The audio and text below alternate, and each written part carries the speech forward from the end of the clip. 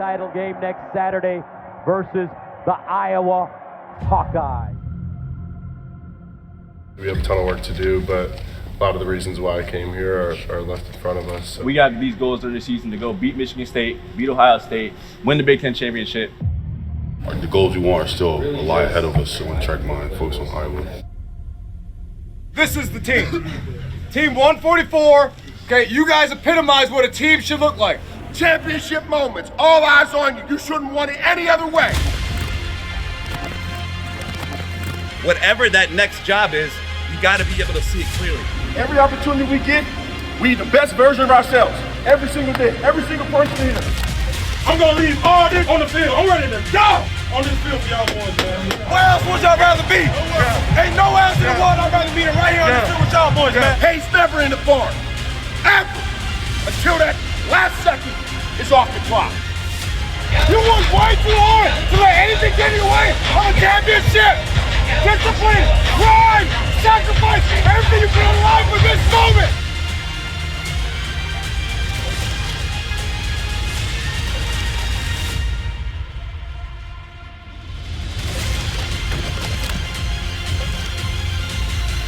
Michigan and Iowa for all the marbles in the Big Ten Conference.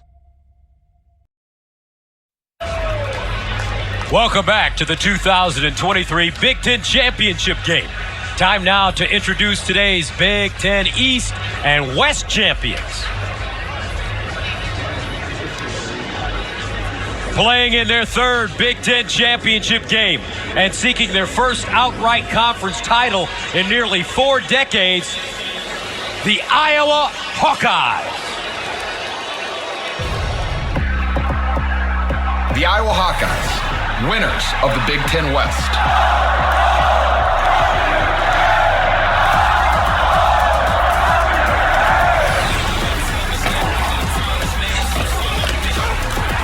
This team is steeped in the Iowa tradition of being a hard-nosed, gritty football team. Never backing down from a fight and never giving up. Kick is on the way. Good! Good! They fought and clawed their way here. And he's over the goal line. Touchdown, Iowa! Touchdown! Anchored by a physical and stifling defense. We told you about this defense. They are mean and nasty. So, Hawkeye Nation, it's time to fight. It's time to fight for the Big Ten crown. It's time to fight for Iowa.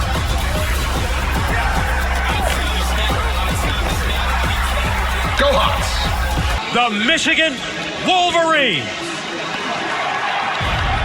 1, 2, you know what to do! For the Wolverines, this season has been defined as Michigan versus everybody. It's us versus everybody! A mantra they have embraced, even if it makes them the villains. Be careful, that's all I gotta say. Be careful of Michigan. J.J. McCarthy makes an unbelievable play. Beautiful play by the quarterback. This is a team with a singular focus, a singular drive. They have shown an incredible amount of resiliency. It's that resiliency which separates these Wolverines. Michigan defeats Ohio State and head to the Big Ten Championship. Tonight, Michigan returns to Indy, seeking a third straight Big Ten championship, while on the cusp of a third straight college football playoff appearance. Who's got it better than that? Whether they are called heroes or villains may not matter. What matters is they are called champions.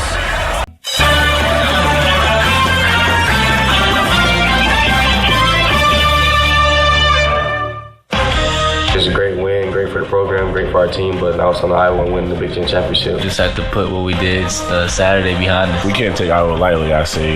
We got to prepare just like how we prepared this week. Iowa's not going to wait for us. You know, they're not going to sleep on us. They're a gritty football team. They're physical, they're tough, they're always well coached, so there's a reason why they're here. And they come with it every time we play them there. It's going to be a great environment. In order to reach those goals, win the national championship, we got to win a Big Ten championship. We have to prepare like, this is the biggest game of our life because it is. If we focus and lock in and there shouldn't be anybody that should be able to stop us. Once again, here's Doug Karsh and John Jensen. They dim the lights here at Lucas Oil Stadium as the Iowa Hawkeyes have gathered to the tunnel to our right and are set to take the field. The Michigan Wolverines will gather in the tunnel to our left, and they will take the field on the far sideline. It's Michigan and Iowa for the Big Ten Championship. And John, we just had a bit of an emotional moment as Zach Zinter crunched his way across the field and got a standing ovation from the Michigan fans on the far side. Yeah, you know how much this game, this team means to him and vice versa. It's just an unbelievable moment. He's going to go out for the coin toss. He's going to do everything he can to continue to lead this team. It's not an easy position for him to be in, but the fans let him know how they feel about him. His teammates are going to do that as soon as they take the field as well. The Hawkeyes traditionally take the field with a slow jog, hand in hand, and that's what they're doing right now. As here come the Big Ten West champions, led by Kirk Ferentz. 26 years at the helm of the Iowa program, 196 and 117, and this year's version of the Hawkeyes are 10-2, and one questionable fair catch signal away from being 11-1. The 64th meeting between these teams, Michigan is 144, Iowa's 115. There's been 4 ties. Iowa comes in with an outstanding defense, but an offense that has struggled. Offensive coordinator Brian Ferentz was told he would not be back. They love 13 personnel, John, 1 running back and 3 tight ends, but the offense has scored just 11 touchdowns in 9 Big Ten games. Yeah, they've been challenged offensively, but they do what you have to do, and that's score 1 more than your opponents, and that's sometimes all they have to do. It's all they can do, but they've been able to compile a 10-1, 10-2 record, get here as Big Ten West champs, and we've got a great matchup between 2 classic Big Ten programs, and I couldn't be more excited. The little hairs on the back of my neck stood up when Zach took the field, and to watch this stadium just absolutely erupt is a lot of fun. And now the Wolverines, clad in the all-white jerseys with, of course, the traditional winged helmets, gathering to the tunnel to our left. And here they come to take the field, the undefeated 12-0 Big Ten East champion Michigan Wolverines.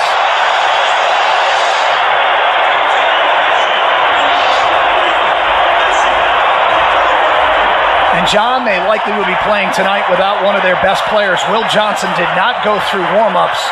It does not appear he will play. He was injured early in the second half of the game against Ohio State, sat out the remainder of that game, and it doesn't look like he is going to go tonight. We'll keep our eye on Michigan center Drake Nugent. He was listed as questionable. He did go through pregame warm-ups with the starters, so we'll keep our eye on the senior center. Michigan, of course, Jim Harbaugh, 9th year, 83-25. The Wolverines 34-3 the last 3 seasons, and of course their 3rd straight appearance here in Indianapolis as Michigan goes for a Big Ten record 45th Big Ten championship. Well, Doug, I mean, you mentioned it. Will Johnson, most likely not going to see a lot of him today, if at all. Josh Wallace, Mikey Sandler still, Keyshawn Harris, DJ Waller, all of these guys have to step up to fill that role, and we saw Mikey Sandler still do a great job of that last week against Marvin Harrison Jr. It's going to be exciting, and it's expectations for the position. Mikey Sandler still has done so much. Given something that we just mentioned, Iowa's affinity for 1 running back, 3 tight ends, I don't know if we'll see 5 defensive backs on the field very much today for Michigan. We might see 5 defensive linemen against this Iowa front. Let's go down to the middle of the field for today's coin toss, brought to you by Rude. The lead official is Jeff Cervinsky. Zach Zinter is out there with the captains.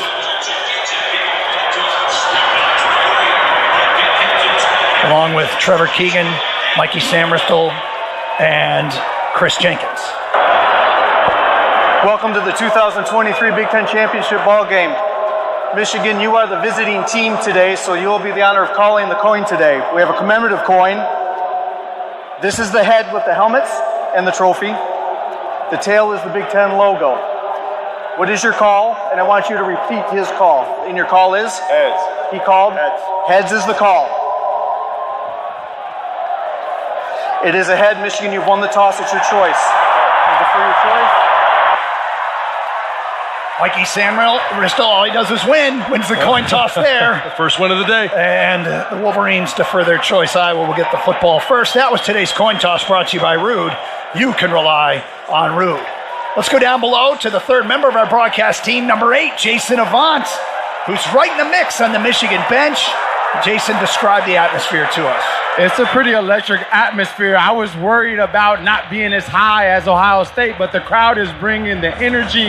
It's a great day to play some football. They have lights, they have fire. It's the Big Ten championship, baby. Let's go. Yeah, I would say the Michigan fans outside the building outnumbered Iowa 7-8 to 1. Yeah. I heard that Iowa returned quite a few tickets, thousands in fact, and it looks like they are close to a sellout here at Lucas Oil Stadium, but there is no shortage of fans clad in the maize and blue. No, it's going to be an electric environment. We saw this matchup 2 years ago. We know how that went. Michigan obviously repeated last year against Purdue, and now the opportunity, and that's part of why this team is so excited. It's not just that it's a Big Ten championship, but the opportunity to go 3 in a row, back to back to back. That's a rare occasion, and for guys like Donovan Edwards, J.J. McCarthy, that class, they know nothing other than beating Ohio State and winning Big Ten championships. We've heard all week about Iowa's formula to pull off the upset here. Turnovers, fewer penalties, and special teams. Well, what is Iowa up against? They are -1 in turnover margin. Michigan is +14. Penalties, Iowa's committed just 39, which is third in the nation. But Michigan is committed just 35, which leads the nation. Iowa's outstanding punter, Taylor, averages 48 yards a punt. Tommy Doman averages 45 yards a punt. Field goals, Iowa's kicker, Groves, a semifinalist, is 14 of 21. Michigan's James Turner is 12 of 14 and has made 7 in a row. So statistically, actually the matchup favors Michigan, but that still doesn't mean you can turn the football over. You can't afford to do that. No, it's got to be about discipline in all three phases. Michigan is disciplined. Play their keys on defense. Don't turn the ball over offensively. They'll do just fine. The ball is on the tee. Tommy Doman approaches it, and his kickoff to Caden Weegan goes through the back of the end zone, and Michigan will defend starting at the 25-yard line and setting the Michigan defense up front. Jalen Harrell, Chris Jenkins, Mason Graham, and Braden McGregor. We'll see if they do indeed send out 5 defensive linemen to start the game. The linebackers are Junior Colson and Mike Barrett in the secondary. Well, it's going to be Mikey Sandristle at one corner spot, Rod Moore and Makari Page, the safeties, Josh Wallace. Jaden McBurrows will be at the nickel spot, but as we look down there, it looks like it's Keon Sabb getting the start. But we'll keep an eye on that. Iowa, the quarterback is Deacon Hill, the transfer from Wisconsin. He's hard to bring down at 6'3", 258, but has completed just 48% of his passes. And the first snap of the ball game, Iowa's going to go play action. Hill rolls out, fires, and he's got his tight end who's knocked down short of the line of scrimmage. Michael Barrett comes up and lays the hit on Addison Ostranger, and they'll give him back to the line of scrimmage. It'll be 2nd and long. A nice job coming off the edge, making Deacon Hill throw that ball as soon as he got his head turned around because there was pressure on him, and Mikey Barrett doing a nice job of tracking the tight end. That's going to be a key today. You got to figure out where these tight ends are. There's such an important part of this Iowa offense, and Mike Barrett right there to track them down, and no gain. They are down their top 2 tight ends, Eric All and Luke Lachey. And, of course, Sam Laporta with the Detroit Lions played for this Iowa team a year ago. Shotgun for Hill, 2 receivers split to either side, ball on the right hash. 2nd down and 10 for the Hawkeyes, just underway. They go reverse, and getting out to the 29-yard line is Seth Alexander, a gain of 4, and now some jawing with Braden McGregor. That'll set up Iowa with a 3rd and 6. Braden McGregor was a stand-up end on the left side there. He was tracking the ball carrier the entire way, was not fooled at all, and was able to pull him out of bounds. I think we're going to have a lot of that early on, a little bit of the jawing back and forth between these two teams. First 3rd down for Iowa. They got to get it across the 35-yard line. They're just over the 29. Bunch formation, split wide left. 2 receivers split to the right. Empty backfield for Hill, who takes the snap. Michigan brings a blitz. Hill looking, fired, and hit as he lets it go, and it's incomplete. Great coverage out there from Junior Colson for the Michigan defense on a pass intended for little U Zach Ortwith. And Iowa will be forced to punt. Well, they brought Mikey Sanders still late on a blitz. They had those trips off to the left. They brought Mikey Sanders still, and Deacon Hill didn't see him at all. He was looking off to the right, and as soon as he turned to his head to try and throw that ball, there was Mikey Sanders still putting the hit on. And we see Samaj Morgan deep for Michigan for the punt return. Torrey Taylor out of Melbourne, Australia, we mentioned averages 48 yards per punt, and he puts his right foot into this one And it'll be a fair catch signal by Samaj, and he will make it at the 31-yard line, and that's where Michigan's offense will take over. Setting the Michigan offense, changes up front, of course, with Ladarius Henderson at left tackle, Trevor Keegan at left guard, Drake Nugent is the center, Carson Barnhart at right guard, Trente Jones at right tackle. The Wolverines have been starting 2 tight ends of late with Colston Loveland and A.J. Barner. Cornelius Johnson and Roman Wilson are the wideouts. In the backfield, Blake Corum, and of course at quarterback, the junior out of LaGrange Park, Illinois, 24-1 as a starter, it's J.J. McCarthy. And the Wolverines go 3 wide here with the ball in the middle of the field, and J.J. in a shotgun from the 31-yard line, 1st and 10, Michigan's first possession. Donovan Edwards in a wide receiver spot comes in motion, but they hand it off to Blake Corum up the middle, and he gets it out close to the 35-yard line, a gain of 4 on 1st down. They're going to test this Iowa defense early and often, especially the middle of that run defense, to see just how good they are. Coming out of the West, they haven't really been tested. And I know their numbers are good, but they haven't been tested. You pick up 4 on 1st down, that puts you in a nice position on 2nd and 6. Indeed, Drake Nugent is getting the start. He was listed as questionable. Wolverines go 4 wide here. Splitting out Colston Loveland. Blake Corum continues in the backfield. JJ, shotgun, handoff, Corum, weaving through tacklers, gets a yard, maybe 2, before he is stacked up out near the 37-yard line. There was a stalemate up front at the left guard position. That was just Trevor Keegan starting to get some movement, but Blake ended up picking the wrong decide. He went right. I think he looks at the film, cutting left. There was some green turf to be able to pick up some yardage. But here, 3rd and short, or 3rd and, 3 or 4? 3rd and 4 for Michigan from the 37-yard line. 5 wide. Now they motion Donovan Edwards into the backfield. JJ in a shotgun. Big 3rd down play here early on, scoreless in Indianapolis. JJ takes the snap, back to pass. Looking on 3rd and 4. Here comes the rush, fires over the middle, and he's got his man at the 50. Completion to A.J. Barner for a 1st down. A gain of 13 yards, move the chains for the Wolverines. Nice job of patience in the pocket. There was a little bit of pressure. Ladarius Henderson got bull rushed, held onto it just long enough, and stepped up in the pocket to be able to find A.J. Barner. They're going to be moving Donovan Edwards and Blake Corum all over the field to try and figure out what this Iowa defense is going to present them. Are they going to be in man? Are they going to be in zone? And that time they were in zone and able to find A.J. right in the middle of it. From the 50-yard line, JJ in a shotgun, takes the snap, toss sweep, Blake Corum running left. He's got an alley, met by a tackler at the 46, spins out of it, and is dropped at the Iowa 45-yard line. A gain of 5 yards for Blake Corum on 1st down. Little unique pitch in that one. That might actually be a pass, because I'm not sure if Blake Corum caught that in front of J.J. McCarthy, but trying to get the ball onto the edge as quickly as possible. 2nd down and 5 for the Michigan offense from the Iowa 45-yard line. Ball on the left hash. 2 receivers split to the field side, 1 to the boundary side. JJ now brings a man in motion. That's Cornelius Johnson. JJ back to pass, looking, fires near sideline. He's got his man for 1st down yardage. Stepping out of bounds is Colston Loveland on a little down and out right in front of the Iowa bench at the Hawkeye 39-yard line. Move the chains. Yeah, they're testing the top of that defense there with Cornelius coming in motion. Again, trying to figure out if they're in man or in zone. Phil Parker is a master on defense. He's done a tremendous job, and Michigan is trying to decipher what they're in and how they're doing it. Picking up 1st downs is a nice job of keeping the ball moving. Michigan with 3 tight ends in the game now. And Donovan Edwards in the backfield. He's a lone running back. Play action, back to pass as JJ looks like he wants to take a shot and does, and overthrows his man, Colston Loveland, at the Iowa 22-yard line. Incomplete. Dangerous overthrow there. Yeah, fortunately, no one was behind him. And again, they put Max Bredesen in motion left to right on that one. And they had Colston. It just sailed on JJ there. Fortunately, nobody behind him. But if he's able to hold on to that ball just a little bit longer, as everybody's moving to the left, you've got Cornelius coming over. He came clear just after that ball was released.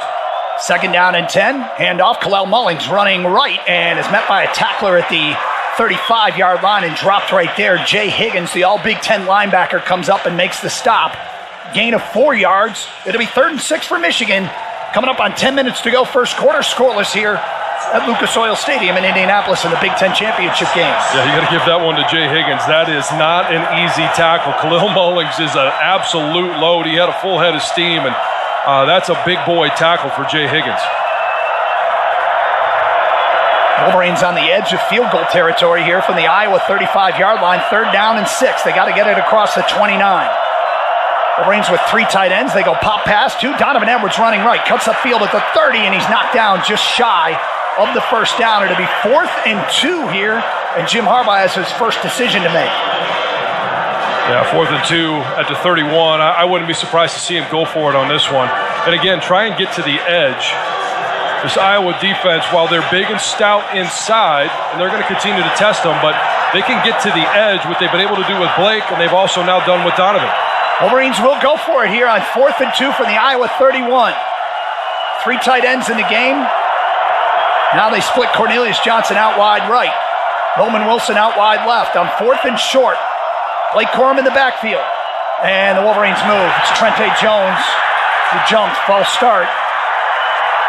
And that's going to back him up 5 yards, which... everybody's pointing at everybody there. I don't know if Iowa's shouting signals. False start. Offense number 53. 5-yard penalty. 4th down. And Doug, I think that's probably the first time that we've seen an injury make an impact. Without Zach there, they got Carson Barnhart at guard. They've got Trente Jones at tackle, and he hasn't played a whole lot during the course of the game, but they're not able to go with the big formation. That backs the ball up to the Iowa 36-yard line, and Jim Harbaugh decides he'll leave the offense on the field. Again, they got to get across the Iowa 29-yard line. JJ in a shotgun, 3 receivers split to the left. Ball's on the right hash. Now they motion Donovan Edwards into the backfield. JJ points out a blitzer, now back to pass. Looking downfield, fires, and he's got his man. 1st down, Michigan at the Iowa 25-yard line. That is Cornelius Johnson, who ran to the 25, put the brakes on. JJ delivered on time, moved the chains for the Wolverines. And decent coverage, but there was some smoke on that ball. That was an absolute laser beam right at that number 6. Great job by JJ getting to his depth in the pocket and releasing that ball. Timing route, and is exactly what you need to be able to convert on a 3rd and 6. 10th play of the Wolverines' first possession on offense. They've got it at the Iowa 26-yard line. JJ looking to the sideline. Ball in the right hash. 3 receivers split to the left. 1 to the right is Cornelius Johnson. JJ claps his hands. Inside handoff. Donovan Edwards. He's got some room and gets it down to the 21-yard line, where he is dropped right there by Nick Jackson, the transfer from Virginia. Gain of 5 on 1st down. So important for Michigan to stay ahead of the sticks against this defense. And when you're picking up 4, 5, 6 yards on 1st down, which they've been able to do in this drive, it leaves so many options for Sharon Moore, who's shown some creativity, but some discipline here in the drive to be able to keep things moving. I like that run from Donovan. I feel like earlier in the year that would have gone for 1 or 2 as he waited for Moore to open up. He took what the defense gave him. 2nd down and 5 from the 21-yard line. 3 receivers split to the left. JJ in a shotgun with Blake Corum in the backfield. JJ back to pass, fires, and diving catch at the Iowa 18-yard line by Cornelius Johnson. Short of the 1st down. Gain of just 3. And the Wolverines will be looking at a 3rd and short. I really like what I saw from Roman Wilson. He was the middle of the 3 receivers on the left side, and as he was lining up, Tyler Morris was a little bit close. It's real important on a route like that there's equal spacing. And if you don't get that spacing, moving Tyler Morris in just a little bit, you leave a chance where they could pick that ball off. 3rd down and 2. Handoff, Blake Corum up the middle, and he's dancing close to the 1st down. He comes up about a yard short against this stout Iowa defense. Again, Jay Higgins in there. 141 tackles this year. That's old school number. It is, and here's the thing about Jay Higgins. Whether it's Khalil Mullins and we got a guy down, which I think is Drake Nugent, or Blake. I mean, when Jay Higgins hits you, you stop. We'll get a timeout as the Wolverines center is down on the field. Drake Nugent, he was questionable coming in, and Michigan looking at a 4th and a long 1. 6:19 to go, first quarter, scoreless here in Indy. You're listening to Michigan football from Learfield.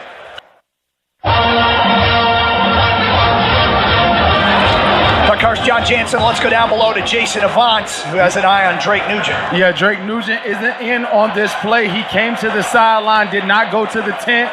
He's looked like he's trying to urge them to put him back in the game, but they're not for this play at least. So Greg Crippen is on, and it's Will Wagner, because they sent out the field goal. It's a field goal team. Yep, they sent out the field goal unit on 4th and 1. Perhaps the injury has something to do with it.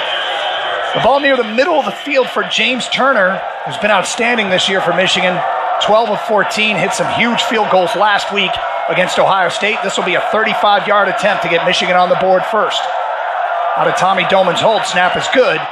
And the kick is up, and the kick is good. And Michigan takes a 3-0 lead here in Indianapolis in the Big Ten championship game following that field goal from James Turner.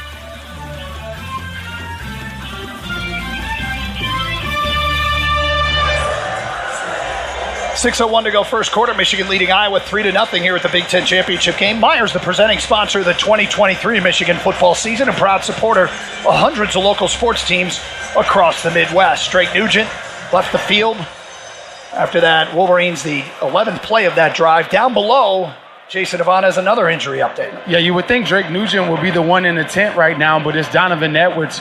We'll still see what he's looking at, what the doctors are looking at, but Donovan Edwards is in the tent. That may be concerning for the rest of the game. Sure is. We saw Kalel Mullings come in the second half of that drive. A drive that went 52 yards on 13 plays over 7 minutes and 35 seconds and gives Michigan this 3-0 lead. And, against Iowa, the point totals, this is what the Hawkeyes want. Keep you out of the end zone. They have the top red zone defense in the Big Ten, allowing just 9 touchdowns and 24 trips. Yeah, they're going to force you to nickel and dime them. And I like the fact that Jim Harbaugh was like, you know what, that's okay. Hey, we're down our center. We're going to go ahead and take the 3 points, get on the board, and take the pressure off of being the first team to score. And here's the thing.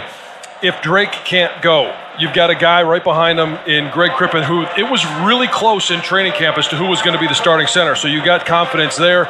You got confidence, in a position of strength on that offensive line where they've had injuries. And now if Donovan Edwards is dinged up, it's also a position of strength with Blake, obviously, and Kalel Mullings. Crippen was JJ's high school center at IMG.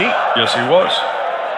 Tommy Doman's kickoff will come down, and Legion will let it bounce in the end zone, and Iowa will take over at the 25-yard line. So here's what I like so far about both possessions is Michigan, 6 different players touch the ball other than J.J. McCarthy on that drive. So they're spreading the ball around. And on defense, you saw them be able to stop the run. You also saw them on a 3rd down bring a blitz that they really haven't shown off of 3 wide. So coming up with some new things here in championship game. Including 5 defensive linemen on the field against this Iowa offense. 3 defensive tackles, Derek Moore and Jalen Harrell off the edges. Back to pass is Hill, fires over the middle. He's got his man at the 32-yard line. He's dropped right there by Josh Wallace. A gain of 7 on 1st down to Caleb Brown, the transfer from Ohio State. With 5 bigs up front, that's going to put pressure on the linebackers to be able to be dropped back into coverage. Also going to pressure the secondary. Now, there's not a huge threat for this wide receiver group for Iowa, but it does put pressure on the back end of this Michigan defense. 2nd down and 3 for the Hawkeyes. Hill will take the snap from under center. They got their favorite 3 tight ends in there, and they'll hand it off to the running back Williams running right, and he powers close to the 1st down. LaShawn Williams coming up just short of the 35-yard line, and Iowa will be looking at a 3rd and about a half a yard. Nice job by Mason Graham. Fighting off a double team, fighting across the face to be able to get in on that tackle, and obviously Junior Colson doing what he does, and that's flowing with the play and being able to stick his head in there and make a play. Michigan fans making noise here in Indy on 3rd and less than a yard. They love quarterback sneak. They did it 3 times last week against Nebraska with the 6'5" Hill, but he'll turn and hand it off to Williams up the middle, and it looks like he's got the 1st down. Indeed, he does. Out to the 36-yard line for Iowa's first down of the game. Michigan leads it 3-0, 4:40 to go first quarter. Yeah, I don't think you're going to get a whole lot of quarterback sneak when you've got 300, as Jim Harbaugh said, some days he's 340 pounds in Kenneth Grant, and some days he's more. Today might be one of those days that he's more. Ball at the Iowa 37-yard line. Single setback is Williams. Hill under center. Brings the tight end in motion from left to right. turns, hands it to Williams, up the middle, and the Wolverines are there to drop him for no gain. It was Rashawn Benny in the middle of the Michigan defensive line and Chris Jenkins filling the hole. It'll be 2nd and long for the Hawkeyes. Iowa loves the double teams. And, when you're going to go 5 up front, there's really not much opportunity for them to double team. And if they do, you're going to have an open guy on the back end that they're going to leave free. So it's a nice job of Rashawn Benny and Chris Jenkins winning their one-on-one battles. Under center is Deacon Hill on 2nd down and 9 for Iowa. Hill takes the snap, turns and hands it off to the running back and gets it out to the 40. That's Jazian Patterson, his first carry of the game. Gain of 2, and Iowa will be looking at a 3rd and long. I tell you what, the defense is really changing up the personnel groups. They went 4 bigs up front on that one. Obviously 2nd and 9 and 5 defensive backs, but then you get Rod Moore and Mike Barrett sticking their nose in there. They're really going to emphasize the fact that even if there's not 5 guys up front, they're going to add that extra guy in the box against this Iowa offense. Iowa goes 5 wide here with the ball in the right hash. 3 receivers to the field side, 2 to the boundary side. They got to get it to their own 47, and we get a whistle, and it looks like Iowa moved. Well, they don't need that. Prior to the ball being snapped, false start, offense number 56. 5-yard penalty, still 3rd down. I'll tell you what, Josiah Stewart was keyed in on movement, and as soon as the right tackle moved. It was DeJong. As soon as he moved, Stewart was in the backfield. Yep. That's one of the things that's really good about this Michigan defense, whether it's Jalen Harrell, Josiah Stewart, Derek Moore, they've got great get-off on the ball. Now with 5 defensive backs on the field, the Wolverines defending a 3rd down and 12. Deacon Hill goes reverse to Caleb Brown, running left to the 35, to the 40, and knocked out of bounds right there. Quentin Johnson, what a great play from that safety position. Came up, read the play perfectly, and was able to knock him out. I mean, it was about a 5-yard gain, 6-yard gain, but well short of the 1st down. So Iowa will punt with Torrey Taylor, first team All Big Ten, and Samaj Morgan standing with his heels on his own 10-yard line. I'll tell you what, Quentin Johnson got there with some bad intentions. We saw the hit that he laid out last week. Perfect. Ball is snapped to Taylor, puts his right foot into it, and Samaj Morgan will field it at the 8.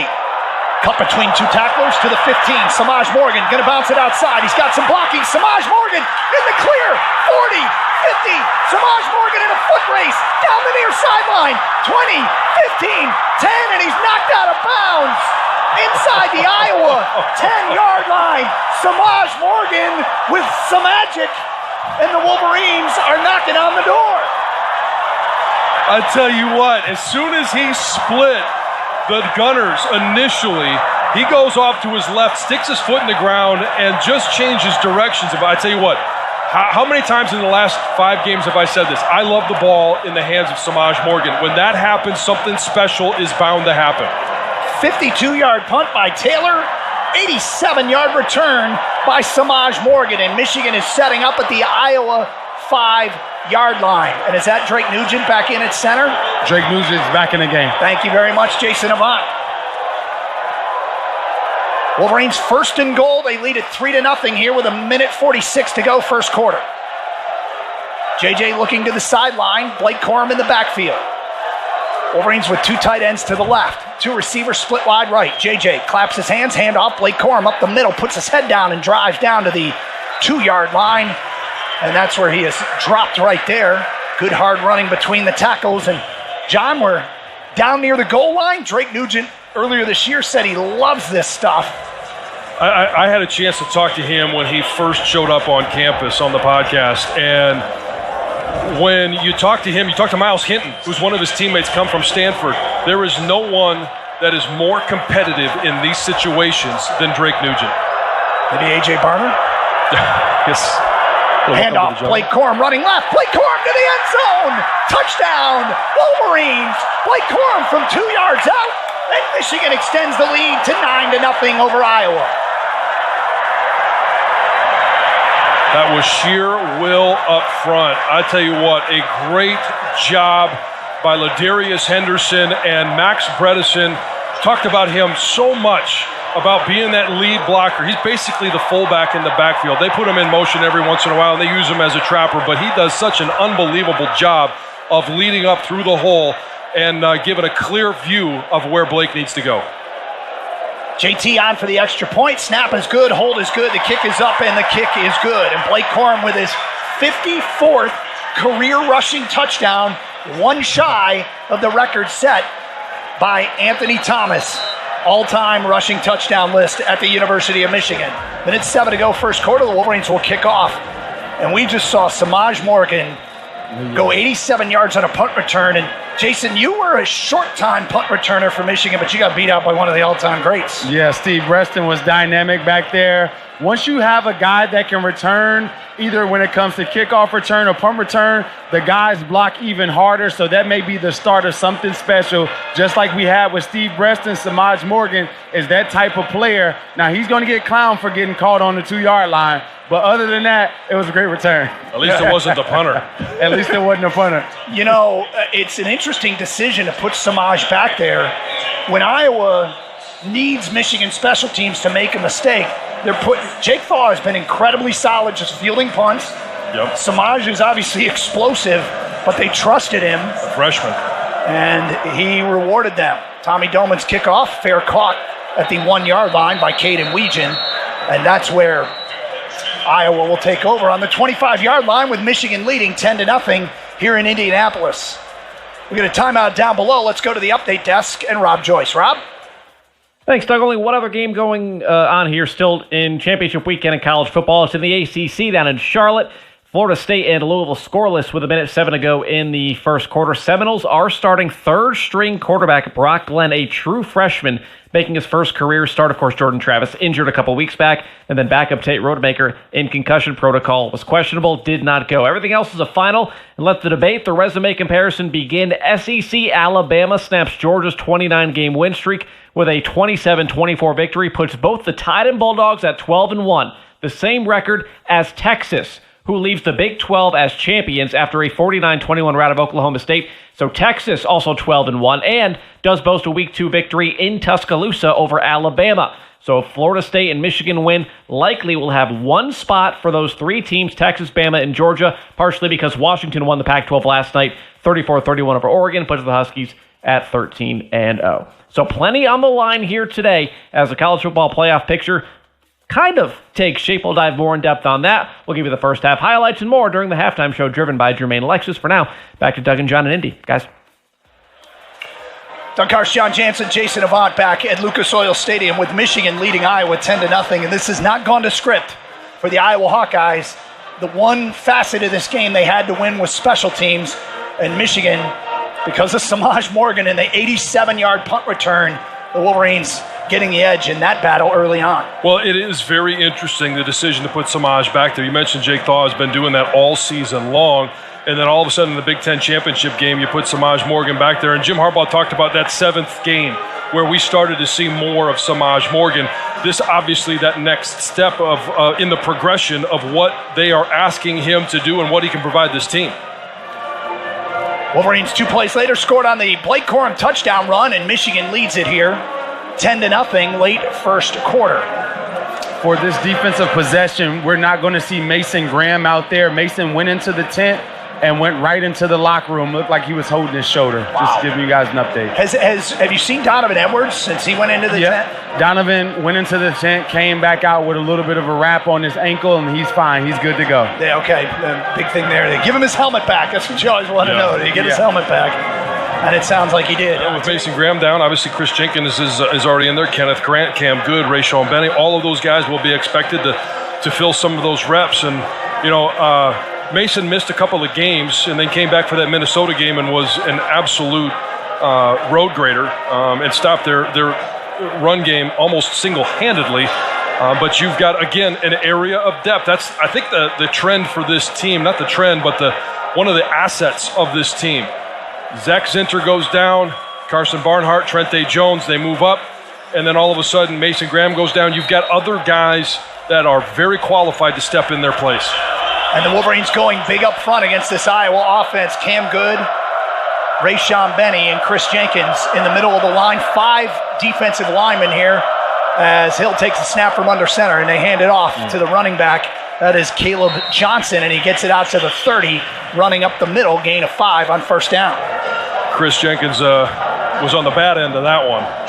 Just got his shoulders turned and got turned inside, and they ran right off of left tackle. Unfortunate, but it's going to happen sometimes. Junior Colson was right there to fill the hole, but not until 5 yards downfield. Cam Gooden on the tackle as well. 39 seconds to go, first quarter. Michigan up 10. Iowa with the ball on their own 30. I formation behind Deacon Hill, who takes the snap, hands it off to Williams running left, and he breaks one tackle out close to the first down. As check that, it was Caleb Johnson just shy of the first down, and I will be looking at another 3rd and 1. Michigan defensive front needs to be careful. Cam Good swam on that play. Now, he was able to get in the backfield. He was backside, but when you do, you've got to fill that gap instantly. He wasn't able to get in and just was able to wrap up the running back. 3rd and 1 for Iowa, and Deacon Hill goes quarterback sneak, and it looks like he got it for the first down, and what will be the final play of quarter number 1. A successful quarter for the Wolverines, who scored the 2 times they had the football, a field goal, and just a 5-yard touchdown drive following Samaj Morgan's 87-yard punt return. Michigan leads at 10-0 after 1. You're listening to Michigan Football from Learfield.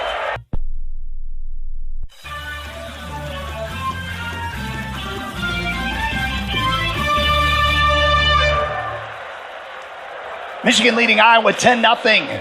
Second quarter about to get underway. Iowa with the football at their own 36-yard line. Wolverines hoping to get a win here tonight and most likely secure with a win the number 1 seed in the college football playoff. And John, not to get too far ahead of ourselves, but I guess it doesn't really matter. The committee is looking at chaos no matter what happens in this game. Oh, yeah. I mean, if you want to talk about absolute chaos, Michigan doesn't finish the job here. But if they do, they'll be 1. Washington will be 2. And then what are you going to do with 3 and 4 with Texas blowing out Oklahoma State?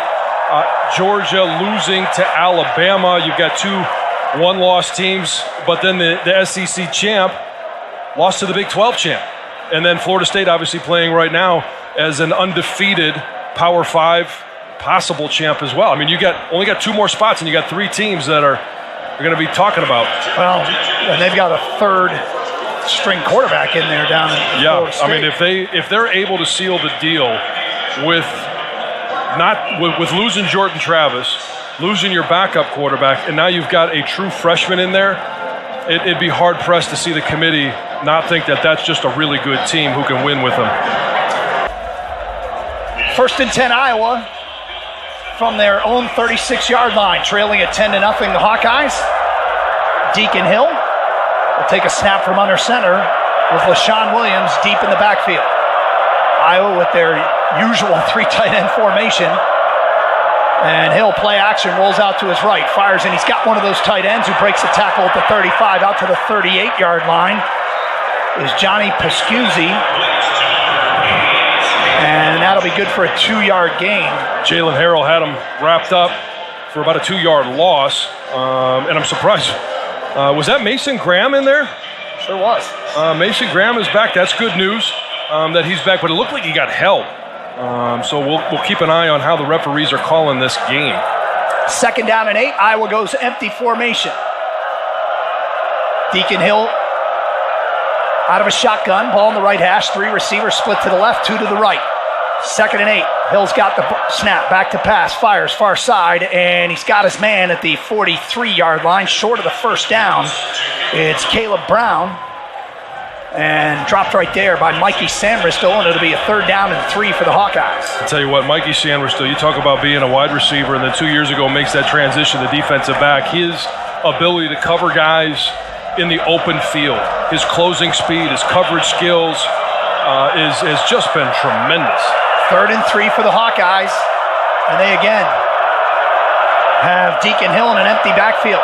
Bunch formation to the left, 3 receivers split left, 2 to the right. Hill takes the snap, back to pass, looking right, fires, and it is almost intercepted. There's that guy, Mikey Sanbristow, give him another pass breakup, his team leading 6th. He's got 5 interceptions this year, and he almost had his 6th. Iowa will be forced to punt. You want to talk about a guy that's making himself some money. I talked to some scouts. I've talked to some GMs in the NFL level, and they love what they're seeing from Mikey Sanders still. He is flying up draft boards. Yeah, he's doing a great job. That was a great job reading three-step read and putting his foot in the ground. The quarterback was late. Deacon Hill, not the best quarterback, made him pay. Taylor will punt to Jake Thaw, who ranges over and will let this one drop inside the 10. It'll go into the end zone, and the ball come out to the 20. And that's where Michigan will take over here in their first possession of the second quarter. The Wolverines lead it 10-0 with 13:24 to go in the half. You're listening to Michigan football from Learfield.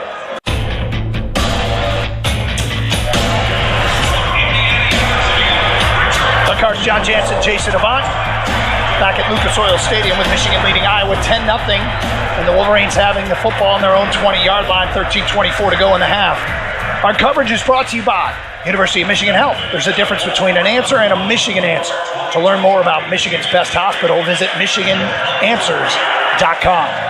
Jake Thaw was in on that punt return. Samaj Morgan's fine. But with that one being backed up inside the 10, perhaps they wanted to go with the more sure-handed, more experienced Jake Thaw. Of course, Samaj lit this place on fire with his big punt return earlier. Probably over there hydrating. Just getting ready for the next one. Shotgun, JJ in the backfield with 4 wide. Ball on the left hash from the 20. Iowa's showing blitz. JJ claps his hands, back to pass. Michigan picks it up. JJ's going to fire, and he's got Cornelius Johnson near sideline. Steps out of bounds across the 32 to the 33-yard line. First down for the Wolverines. Well, you mentioned the blitz. They brought a corner up, and they're going to test this Michigan offensive line to see how they're communicating. A nice job by Drake Nugent of making sure Carson Barnhart, Trente Jones, hey, you're going to pick that up. End pinched across Trente's face. Carson was there, and Trente picked up the blitzer on the outside, and a nice, easy completion for JJ. Plenty of time back there. He does have his fastball today, doesn't he? He sure does. Man, there's some smoke coming off the back of that ball. 2 tight ends to the right. Now they bring Roman Wilson in, tight formation to the right, and that's the way they're going to run Khalil Mullings, who gets it over to the 36 to the 38-yard line. He is dropped there. A gain of 4. Well, I'll give it to this Iowa defense. I had some questions of how good they were coming out of the Big Ten West, and their numbers looked really good, but not a lot of potent offenses. But there are some pads popping down there right now. Khalil will continue in the backfield. Donovan Edwards has not returned since he left the game injured in the first quarter. Shotgun for JJ. 2nd down and 6. Takes the snap, back to pass, fires, and he's got Colston Loveland across the 45, and he's carrying tacklers out to the 48-yard line. Another Michigan first down as JJ let another laser go. 10 yards to Colston Loveland. A nice job of Khalil Mullins sliding up in front of J.J. McCarthy and over in front of him to pick up a blitzing linebacker. Again, protection is going to be key. They keep J.J. clean. You're going to see passes like that to Colston. We've seen it to Cornelius. It's the ability to keep JJ clean. He's going to be an accurate passer. Good news, Donovan Edwards back in the Michigan backfield here on 1st and 10. The Wolverines from their own 48-yard line. JJ in a shotgun. Handoff to Edwards, dancing across the 50, puts his head down and drives into Iowa territory, down to the Iowa 49-yard line, a gain of 3. Well, it's nice to see him test that ankle. He does have it taped up a little bit more, but be able to put his head down and fight for some extra yardage. Jason, I mentioned JJ's fastball. You played at Michigan with one of the all-time strongest arms I've ever saw in Chad Henne. How does JJ's fastball compared to Chad Henne's? When you talk about the scouts, they think that he has an NFL arm that can make any throw, and yes, he's just as fast or faster. From the Iowa 49-yard line, 2nd down and 7. JJ in a shotgun takes the snap, back to pass. Clean pocket. JJ now will bounce out of there to the right, looking downfield, and lets it go. Flag on the play. It's caught at the Iowa 39-yard line. Let's see what this flag is. Also looks like the side judge took his hat off, which means the receiver might have stepped out of bounds. I believe that was A.J. Barner. Yeah, we're going to have holding. Whenever the quarterback gets outside the pocket, you've got to be able to read your defensive lineman. As soon as he leaves, let go. Holding. Offense number 53. 10-yard penalty, 2nd down. Second penalty on Trente Jones. I mean, again, whenever you got to read the body of that defensive lineman. As soon as he starts to run away from you, you got to know that your quarterback or somebody behind you has the ball. They're running outside, and you just got to let go. He let go, but just not soon enough. Pack it up to the 41-yard line. Michigan looking at a 2nd and 17. In the ballgame, we see Peyton O'Leary for the Michigan offense. JJ in a shotgun, takes the snap, back to pass, fires. He's got O'Leary, who's got it in front of the Iowa bench out at the 46-yard line. Here's the one thing you know about Peyton O'Leary. We saw him a lot last year's spring game, not so much this year, but he runs precise routes. He does a great job of sticking his foot in the ground, especially on this one, coming back to the ball and leading and giving JJ a nice, easy target to throw the ball to. Give him 5 yards. It'll be 3rd down and 12 for the Michigan offense. They have to get it across the Iowa 42-yard line. JJ standing on his own 41 in a shotgun. Donovan Edwards in the backfield. 3 receivers split to the field side, 1 to the boundary side. JJ takes the snap, back to pass. Steps up in the pocket, looking downfield. Now he's in trouble, and down he goes. Nobody open. JJ had to eat it. And Iowa got home with Deontay Craig on the sack. And this Michigan drive stalls. A loss of 2. It'll be 4th down. Ladarius Henderson, the left tackle, gave up a short corner, so JJ had to step up in the pocket, and a great decision by JJ. You knew that they were going to try and pick up this first, and it was going to take a risk. You're going to throw the ball downfield. Great decision to just eat the ball, take the sack, and live to play another down. Punt the ball away. Tommy Doman, his first punt of the game. Weegan standing on his own 15-yard line. Doman's got it. And gets off a punt that Weegan will come up and field at the 16. Makes one man miss to the 20. Weegan to the 25, up the middle of the field. Runs into a Wolverine at the 30, out to the 39-yard line. Flag is down. Good return from Weegan, but that flag in a suspicious place for the Hawkeyes. Yeah, I think it's going to be holding. That's going to come back. 44-yard punt, 24-yard return that might get wiped out by a penalty. Yeah, I believe it was Colasar that drew that penalty. During the return, illegal block in the back, return team number 4. 10-yard penalty from the start of the foul. Iowa's football, 1st down and 10. Timeout on the field. Michigan leading at 10-0, 8:59 to go first half. This is Michigan football from Learfield. Doug Karsch, John Jansen, Jason Avant back at Lucas Oil Stadium. Michigan leading Iowa 10-0, 8:59 to go first half. Today's broadcast brought to you by your Southeast Michigan Ford dealers. Think Ford first. Well, John, Michigan and special teams coach Jay Harbaugh have to be relatively pleased with the way they've performed in this one. Yeah, and I mean that block in the back, and it was Colasar that drew it. It wasn't necessary. It didn't have an effect on the play. And so you know that return was going to be there if Iowa had been a little bit more disciplined. So you got to be a little bit concerned about that. But when you have the ability to directionally kick, and that's what I think they need to start doing in terms of the punt game, get outside the numbers, cut that field in half, use that sideline as an extra defender, and then you can rope them in there and not have to worry about a return coming back. Iowa with the football on their own 20-yard line. Deacon Hill at quarterback for the Hawkeyes. His sister, Sammy, is an assistant coach for the Michigan water polo team. Oh. Understand she works with the goalies. Good for her. Think she's wearing her maize and blue here tonight, or black and gold? I would hope so. I mean, that's who employs her. You guys got to expect Iowa to take a shot here. They've been so run-heavy. Shot has to be coming. Well, DJ Waller's in the game for the first time, the freshman out of Youngstown. He's matched up on Ragaini, wide right. Iowa will go handoff and buried in the backfield for a loss. Kenneth Grant and Mason Graham are in there to take down Caleb Johnson for a 4-yard loss on first down. Yeah, a nice job of just winning one-on-one matchups. Jalen Harrell was in there as well. And that's just coming off the backside, being disciplined, and being able to be in the right spot at the right time. And Jason, I agree with you. I think they need to take a shot, but I don't know that they can. Yeah, they have to wait for the first down. That's why Iowa's always been a first down shot team, and they can't get it going in the run game. Deacon Hill in a shotgun on 2nd down and 13.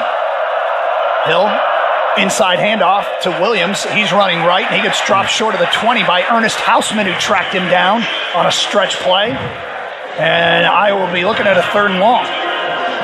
Well, I really like how the defensive front, in large part, is playing so far. You've got Mason Graham, who's taken on a double team there. We've seen Rayshawn Benny, Kenneth Grant. When you take on double teams, you are expecting your linebackers, whether it's Junior Colson, Mike Barrett, and now Ernest Hausman's been in the mix a lot more in some of these second and long situations. They've got to be able to fill those holes, and Ernest Hausman did it to a T there. Clock running, 7:39 to go in the half. Michigan up 10-0, 3rd and 11 for Iowa. Amarion Walker in the game for Michigan for the first time. Wolverines going without Will Johnson tonight. 5 wide for Deacon Hill, back to pass. Michigan brings a blitz, fires down the middle. It's tipped and incomplete. Good coverage there for Jaden McBurrows on Ragaini on the crossing route. And Iowa will be forced to punt, another 3 and out. Michigan's defense has forced opponents 3 and out or 4 and out on 46% of their possessions this year. That is a remarkably high number. And that was Mason Graham that was able to get a hand on that ball. And, you know, if you're not going to get home, at some point that clock goes off, you get hands up, and he was able to tip that ball, which means, hey, it's free game downfield. Samaj Morgan deep to field this punt from Taylor, who gets off a good one. Samaj ranging over to his left, and he won't be able to catch up to this one as it bounces out of bounds near the Michigan 25-yard line. It depends where it crossed. They're going to say the 28, and that's where Michigan will take over. Leading at 10-0 here in Indianapolis, 7:16 to go in the half following the 53-yard punt. You're listening to Michigan football from Learfield. Doug Harsh, John Jansen, Jason Avant back at Lucas Oil Stadium. Michigan leading Iowa 10-0. Wolverines with the football on their own 28-yard line, 7:16 to go in the half. I'd really like to see Michigan to put together a drive, a scoring drive on this one, not just settle for 3, but show that against this defense, you can put a 70-yard drive together and put it in the end zone. And it's going to start with being good on first down. We mentioned in that very first drive that they had, they were picking up 4, 5, 6 yards on first down. They've got to get back to that. And then at 2nd and 4, you could take a shot if you want to, but it allows you the opportunity to pick up, even if you don't complete it on 2nd and 4. 3rd and 4, that's a convertible down. Hey, John. Yep. I believe we keep some teams in the game by running the ball so much. Iowa can't cover anybody. No, I agree. They need to take some shots, and running the ball right now, they only got 21 yards on the ground. From a shotgun, JJ on 1st and 10, ball on the left hash. Brings a man in motion, that's Roman Wilson. And JJ will roll to his right, looking downfield. It's going to fire and over the head of Roman Wilson, who's looking for a flag, and coverage there was Sebastian Castro, second-team All-Big Ten performer. At their nickelback position, they call it the cash position.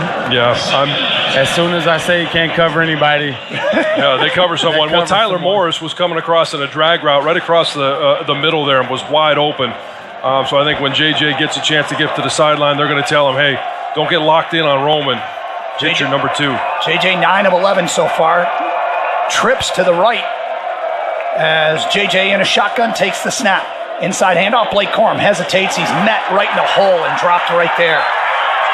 Oh, wasn't going to make Nick Jackson miss. No, Nick Jackson picked a side. He picked right. And this is a defense that you've got to run right at them. You try and shake them. They're not a defense that's going to bite on some of those shakes. 3rd down and 10 for Michigan. 7:03 to go in the half. Wolverines up 10-0. Michigan goes 5 wide. Now they motion Donovan Edwards back into the backfield. JJ in a shotgun. 3 receivers split to the right, 1 to the left. That's Cornelius Johnson. JJ back to pass. Looking down the middle. Now he bails out of there to his right. Now he'll circle back to the left, and down he goes. JJ slipped at the 13-yard line. Big loss there. And Michigan will be forced to punt. Well, the frustrating part of that is if he escapes the pocket to the left, there's no one there. He's got to understand where the blitz is coming from and not trying to escape the pocket there. That's where Iowa had a blitz coming from the right offensive side. They also are running a game up front between the 2 tackles and a linebacker as well. So if he escapes to the left, understanding there's a blitzer to the right, he's got some area where he can go out and extend the play. That backs up Tommy Doman into his own end zone for this punt. And he gets his right foot into it. And this one's going to be short, and it's going to bounce out of bounds. It actually takes an Iowa roll back into Michigan territory. That's one Tommy didn't need to check up, as it landed just across the 50 and then rolled back about 10 yards, where the Wolverines were scrambling to catch up to it before it was down by Christian Boivin. And Iowa will get the ball at the Michigan 42-yard line after just a 25-yard punt. That is not a friendly roll. No, not a friendly roll, and if Iowa was able to pick up a first down, they're going to be in field goal range. So big time for this defense right now. They've been able to step up and look. And I don't know, Jason, you think this is where Iowa might take a shot? This is definitely part of the field that they're going to take a shot, and if they do, it's going to be with Caleb Brown, who's in man coverage against Mikey Samrist. They'll split wide right. Deacon Hill in a shotgun. Takes the snap, back to pass, looking, fires, and he's got his man at the 35. It's Ragaini, and he's knocked out of bounds by Josh Wallace at the 30. A gain of 8 on first down. Yeah, big cushion by both Josh and Mikey Sam are still on that. Deacon Hill is most comfortable throwing to his left. And he's able to find Ragaini. All at the Michigan 30. Clock running, 5:36 to go in the half. Michigan up 10-0. Deacon Hill will take this snap from under center. He's got Williams in the backfield. Turns, fakes to Williams, back to pass is Hill, looking downfield. Here comes the Wolverine rush, and Hill will fire it out of bounds. And the Wolverines crunched Hill just as he let it go. He's a big boy, 6'3", 258 at the quarterback position. Yeah, there was just nowhere to go with the ball. Michigan only rushed 3 on that play. And with 8, he was looking for his tight end coming across the formation, but then there was Jalen Harrell sitting in the flat. So just absolutely nowhere to go with the ball. 3rd and 2 for Iowa. We got Patterson in the backfield on this big 3rd down play. 3 tight ends to the right. And they'll fake it to the right with Patterson. Now they'll throw to Patterson underneath, and he's got it. Ball's on the ground, and the Wolverines jump on it. Michigan forces the fumble, and they're saying it's Michigan football as they unpile it. The Wolverines are saying so, and yes, it's Chris Jenkins that came up with it. Mikey Samrist still. There's that name again. He's done an unbelievable job. His closing speed, his ability to make a play when Michigan needs it, whether it was last year Ohio State, this year, the Big Ten championship game, he's right there to have that play be made. This might get reviewed to make sure he caught it, and yeah, right before Samrist still got to him, he put his helmet right on the football. Patterson lost it, and Chris Jenkins was the Wolverine that pounced on it. Huge turn of events here in Indianapolis as Iowa was knocking on the door, and Michigan's defense forces a turnover, and they moved to plus 15 in turnover margin on the year. Kurt Ferentz was getting after the officials. I don't know if he thought that it wasn't caught or that maybe his knee was down before that ball came out, but if they review it, I think this one will stand.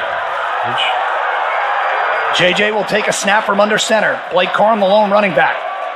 JJ hands it to Corum, and he bounces it outside, makes one man miss at the 29, gets across the 30 before he's swarmed under by a host of Iowa tacklers, led by the All-Big Ten performer, Jay Higgins. Boy, is he good.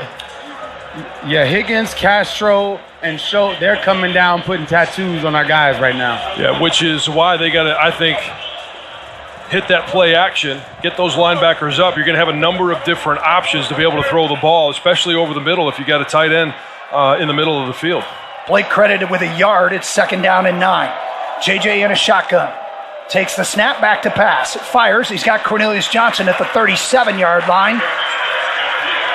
Just shy of a first down. It'll be 3rd and short for the Michigan offense. Well, nice job of Cornelius, recognizing it was zone, sitting in the zone, and being able to hook up right just shy of the first down marker. Sebastian Castro on the tackle. 3rd and a long 2. From the 37-yard line, they have to get it across the 39. Michigan goes empty set backfield. Now they motion Blake Corum to the left hip of J.J. McCarthy. J.J. claps his hands, back to pass. Looking, fires, and dropped. Tough catch there for Colston Loveland. And they're going to say incomplete right in front of the Iowa bench as Colston went low, and Jim Harbaugh is going to send the punt team out. Yeah, I like the route. And that would have been a hell of a catch, but as Colston goes to the ground, the ball comes out. Would have been a first down, but I still think middle of the field with the way those linebackers are playing so aggressively, there's going to be some yards to be made there. We've seen Colston, and both Colston and A.J. Barn are real good in the middle. Caden Weegan standing on his own 18-yard line to field this punt from Tommy Doman, who got off a nuke. Backing up Weegan inside the 10, where he signals a fair catch and makes it at the 9-yard line, and that's where Iowa will take over following a 55-yard Tommy Doman punt. And I think that last one upset him a little bit. With 3:44 to go in the first half, and Michigan leading 10-0, we'll take a timeout. Playing the field position game here, Michigan has got Iowa looking at a 91-yard field, trailing at 10-0 with 3:21 to go in the half. Wolverine offense hasn't done all that much, but it's really the punt return, 87 yards by Samaj Morgan, that set up the Michigan offense with a short field. Yeah, not a lot of rhythm offensively right now. In the very first drive, they've been good on first down. Since then, Michigan has not been good on first down, forcing 2nd and 8, 2nd and 9 situations, and they're not testing this Iowa secondary. Jason and I have been talking about it. They're going to, at some point, have to be able to protect up front. If you need to go max protection or you put a tight end there, keep A.J. Barner, Max Bredesen, somebody in to protect. The running backs have been real good. Khalil Mullins, I talked about him picking up a blitzer. You've got to be able to test this secondary, who has shown weakness throughout the course of the year. Yeah, Coach Sharon Moore is very, very emphatic to implore his team to do better, especially the offensive line. I think you guys may see Miles hitting in for Trente Jones. Keep an eye out for that. Michigan with 84 yards of total offense late here first half. Iowa just 51. And Iowa's got it on their own 9-yard line. Michigan would love to force another 3 and out and try and flip the field here a little bit. I formation behind Deacon Hill, who take a snap from under center. Turns and hands it to Williams running right, and he's swallowed up by big Kenneth Grant as he gets to the 10-yard line for a gain of 1, maybe 2. Well, again, I've been talking about their ability to take on double teams. That's just a single for Kenneth Grant. He's able to shed it and turn back. And it's really a nice job of extending the play, going down the line of scrimmage. The center was going to help, but then turned up on the linebacker, and Kenneth Grant was able to split them. Again, an I formation behind Hill on 2nd down and 8, 2:47 to go in the half. Snap, handoff, Williams, and he runs into Kenneth Grant out at the 13-yard line, where he gets stood up and driven backwards. That was a running back running at full speed. Kenneth Grant standing there just saying, hey, little buddy. It's like running into a truck. Yeah. 3rd down and 6 for Iowa. 2:20 to go in the half. Michigan on top, 10-0. Clock running. Wolverines and Iowa, both teams, with their full complement of timeouts. Jim Harbaugh may take one if Michigan keeps Iowa from moving the chains here. They're going to go 3 receivers split to the right, 2 to the left. Deacon Hill in a shotgun. Takes the snap, looking to his right. And it's batted down immediately by Josiah Stewart. The ball rolling around the 3-yard line. The Wolverines jump on it, but they're going to say incomplete. And Jim Harbaugh won't have to use that timeout, as that stops the clock with 1:56 to go. Josiah Stewart did a great job of coming inside. They were going to try and run a little wide receiver screen as they released their left guard, left tackle. And Josiah Stewart was right in the passing lane to be able to bat it down. Torrey Taylor with his heels on his own goal line. Samaj Morgan standing on his own 35-yard line. Wolverines try to set up a return, no rush, and this is another short punt, and it's going to take an Iowa bounce. Boy, is it ever going to roll. Inside the 25, inside the 20, and it'll be down by Iowa at the 18-yard line. A 68-yard punt, and that's one that was going to be tough for Samaj to field and keep it from rolling, but that's hidden yardage right there. About 30 yards in it. Hey, when you're out of town and want to keep up with live college sports, be sure to download the new Varsity Network app, available both Apple and Android. Listen to College Sports Live with the Varsity Network app. I was listening to that today, driving down to the Big 12 title game. It's a nice, handy app to be able to, so many different games that you can get. And obviously, when you're traveling on game day, got to be able to listen to what's going on around the country. 1st and 10 for the Wolverines from their own 19-yard line. Donovan Edwards alone running back next to J.J. McCarthy. Snap, back to pass as J.J. fires far side. He's got Cornelius Johnson at the 25, and he's chased out of bounds at the 26-yard line. Gain of 6 on first down. Well, a quick pass allows your offensive line to be able to basically run block on pass protection. You could fire out, be aggressive. 2nd down and 4 for Michigan from the 25-yard line. 3 receivers split wide right, 1 to the left. JJ claps his hands. Back to pass. Looking underneath. He's got Donovan Edwards at the 30. First down. Donovan Edwards out to the 34-yard line, where he's dropped by Nick Jackson. Move the chain. Stop the clock. Minute 33 to go. Trente Jones is continuing at right tackle, by the way. Michigan goes no huddle. JJ in a shotgun. Back to pass. Looking. All kinds of time. Now he fires it, and it's knocked down up front by one of the Iowa defensive linemen looking for Donovan Edwards underneath. Good coverage downfield by the Hawkeyes. That stops the clock with a minute 22 to go. Well, the problem on that one was JJ tried to fit that ball underneath, and I don't think Donovan Edwards was even expecting it, but the protection was good. But when you have breakdowns, JJ started rolling up in the pocket, stepping up in the pocket. He didn't have to, and it congested it by just being where it wasn't supposed to be. JJ takes the snap, back to pass. Looking, here comes the rush. Gets it underneath to Donovan Edwards, hesitates, and gets tripped up at the 38-yard line. Michigan will go tempo here on 3rd down from their own 38. Minute 11 to go in the half. This will be a 3rd and 6. Great open field tackle by Sebastian Castro. Donovan Edwards not easy to bring down in the open field, and if he doesn't, he's going to be gone. JJ in a shotgun. They got to get it across their own 44-yard line. JJ back to pass. Looking, fires over the middle, and dropped. Oh, Colston Loveland. That was in his hands, and that would have been a first down and more. Colston couldn't hang on. Yeah, that Colston is usually a very sure-handed receiver, and that hit him right between the numbers. Wow. Yeah, he's trying to run before he secures the catch. He looked upfield, didn't he? That's yes, what it looks like as we see the replay. That ball hit him in stride, right between the numbers. It's going to be a big pickup for Michigan, but he looked upfield. Stops the clock with 53 seconds to go in the half. And Tommy Doman will punt. Weegan standing on his own 17-yard line. Doman's got it. Iowa brings a heavy rush, but Doman gets the punt off. Weegan will signal for a fair catch and make it at the 23-yard line, and that's where Iowa will take over with 46 seconds to go. It's not exactly a offense that I think is geared to go 2-minute, but trailing 10-0, I suspect they will give it a shot with a full complement of timeouts. Yeah, they're going to give it a shot. What Iowa doesn't want to do, though, and we've seen Deacon Hill, we saw it last week against Nebraska, in the very waning moments of the game, turn the ball over, make an ill-advised pass. And if you can force him to be under pressure, get the ball out quickly before he's ready to, he will throw the ball to Michigan. Trip split wide right for Iowa. 2 receivers to the left, empty backfield for Deacon Hill. Michigan showing a 4-man front. Back to pass is Hill. Fires, and he's got Caleb Brown, and he's wrangled out of bounds at the 31-yard line by Michael Barrett with 41 seconds to go. A gain of 8 on first down. How about Michael Barrett? He's played a number of different positions, and this time he's covering a wide receiver. Michael Barrett, 3rd-team All-Big Ten, 6-year player out of Valdosta, Georgia. Give him 7 yards on first down. 2nd down and 3.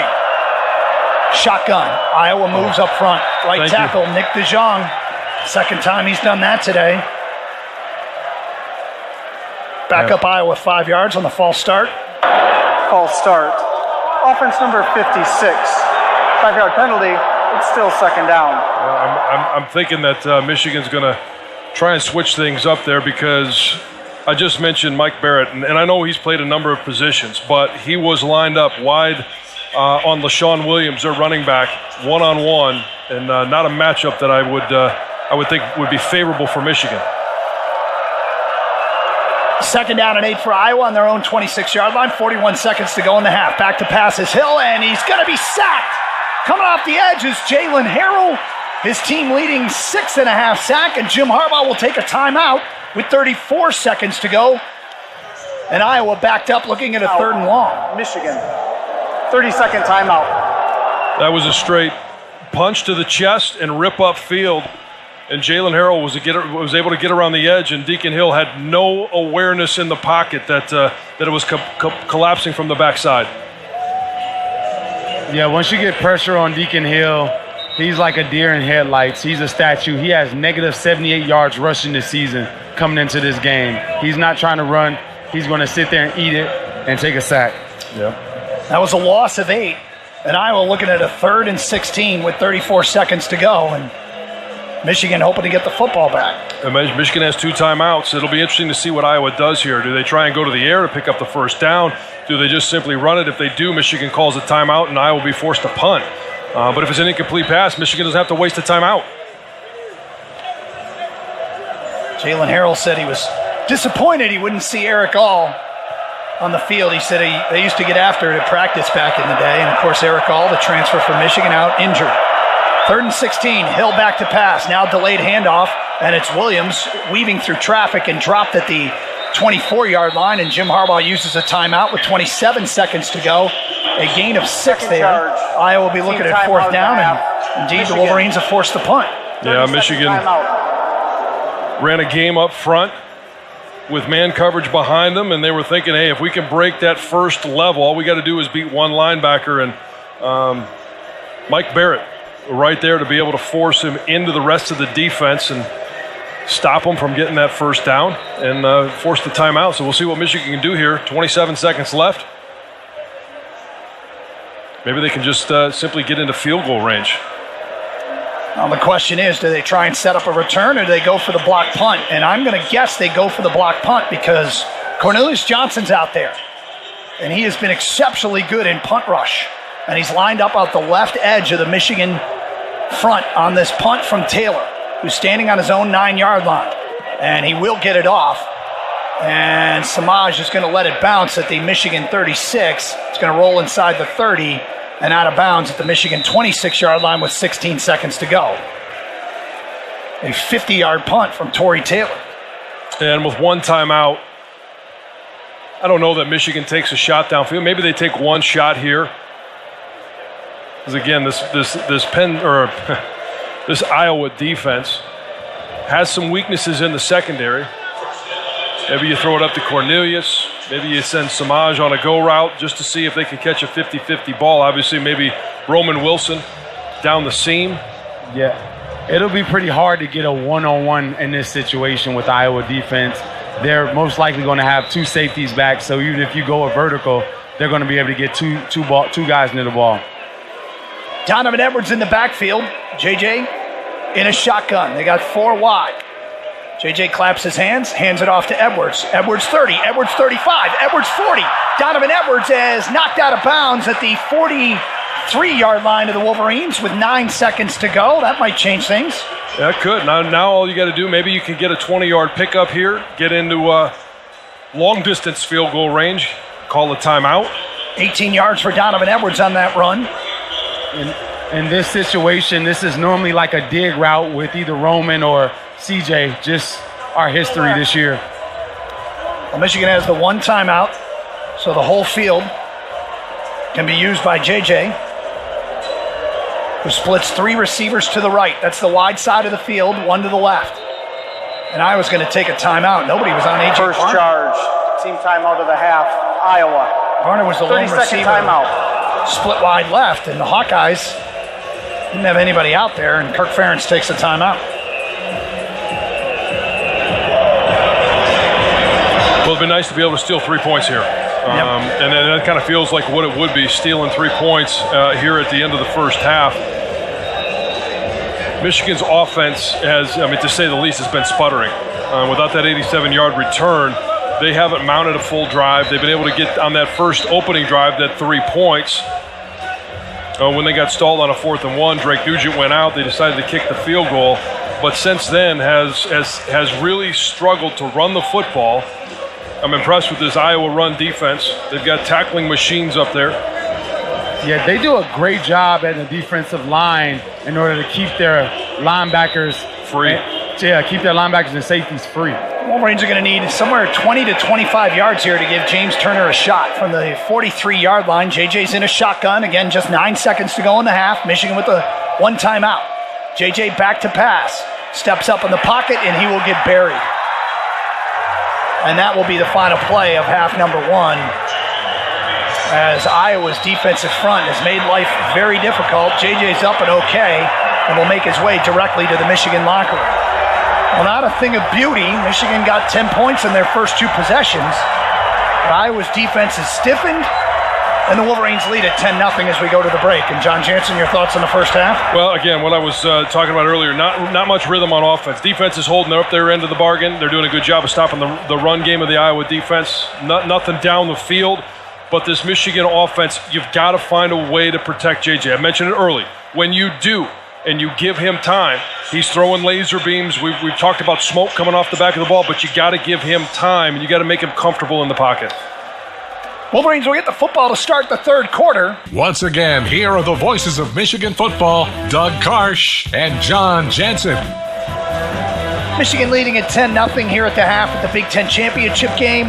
Wolverines defense really outstanding in the first half, holding Iowa to 61 yards and just 2 first downs. They forced the only turnover of the game, but offensively, after the first 2 drives, the Wolverines haven't done much.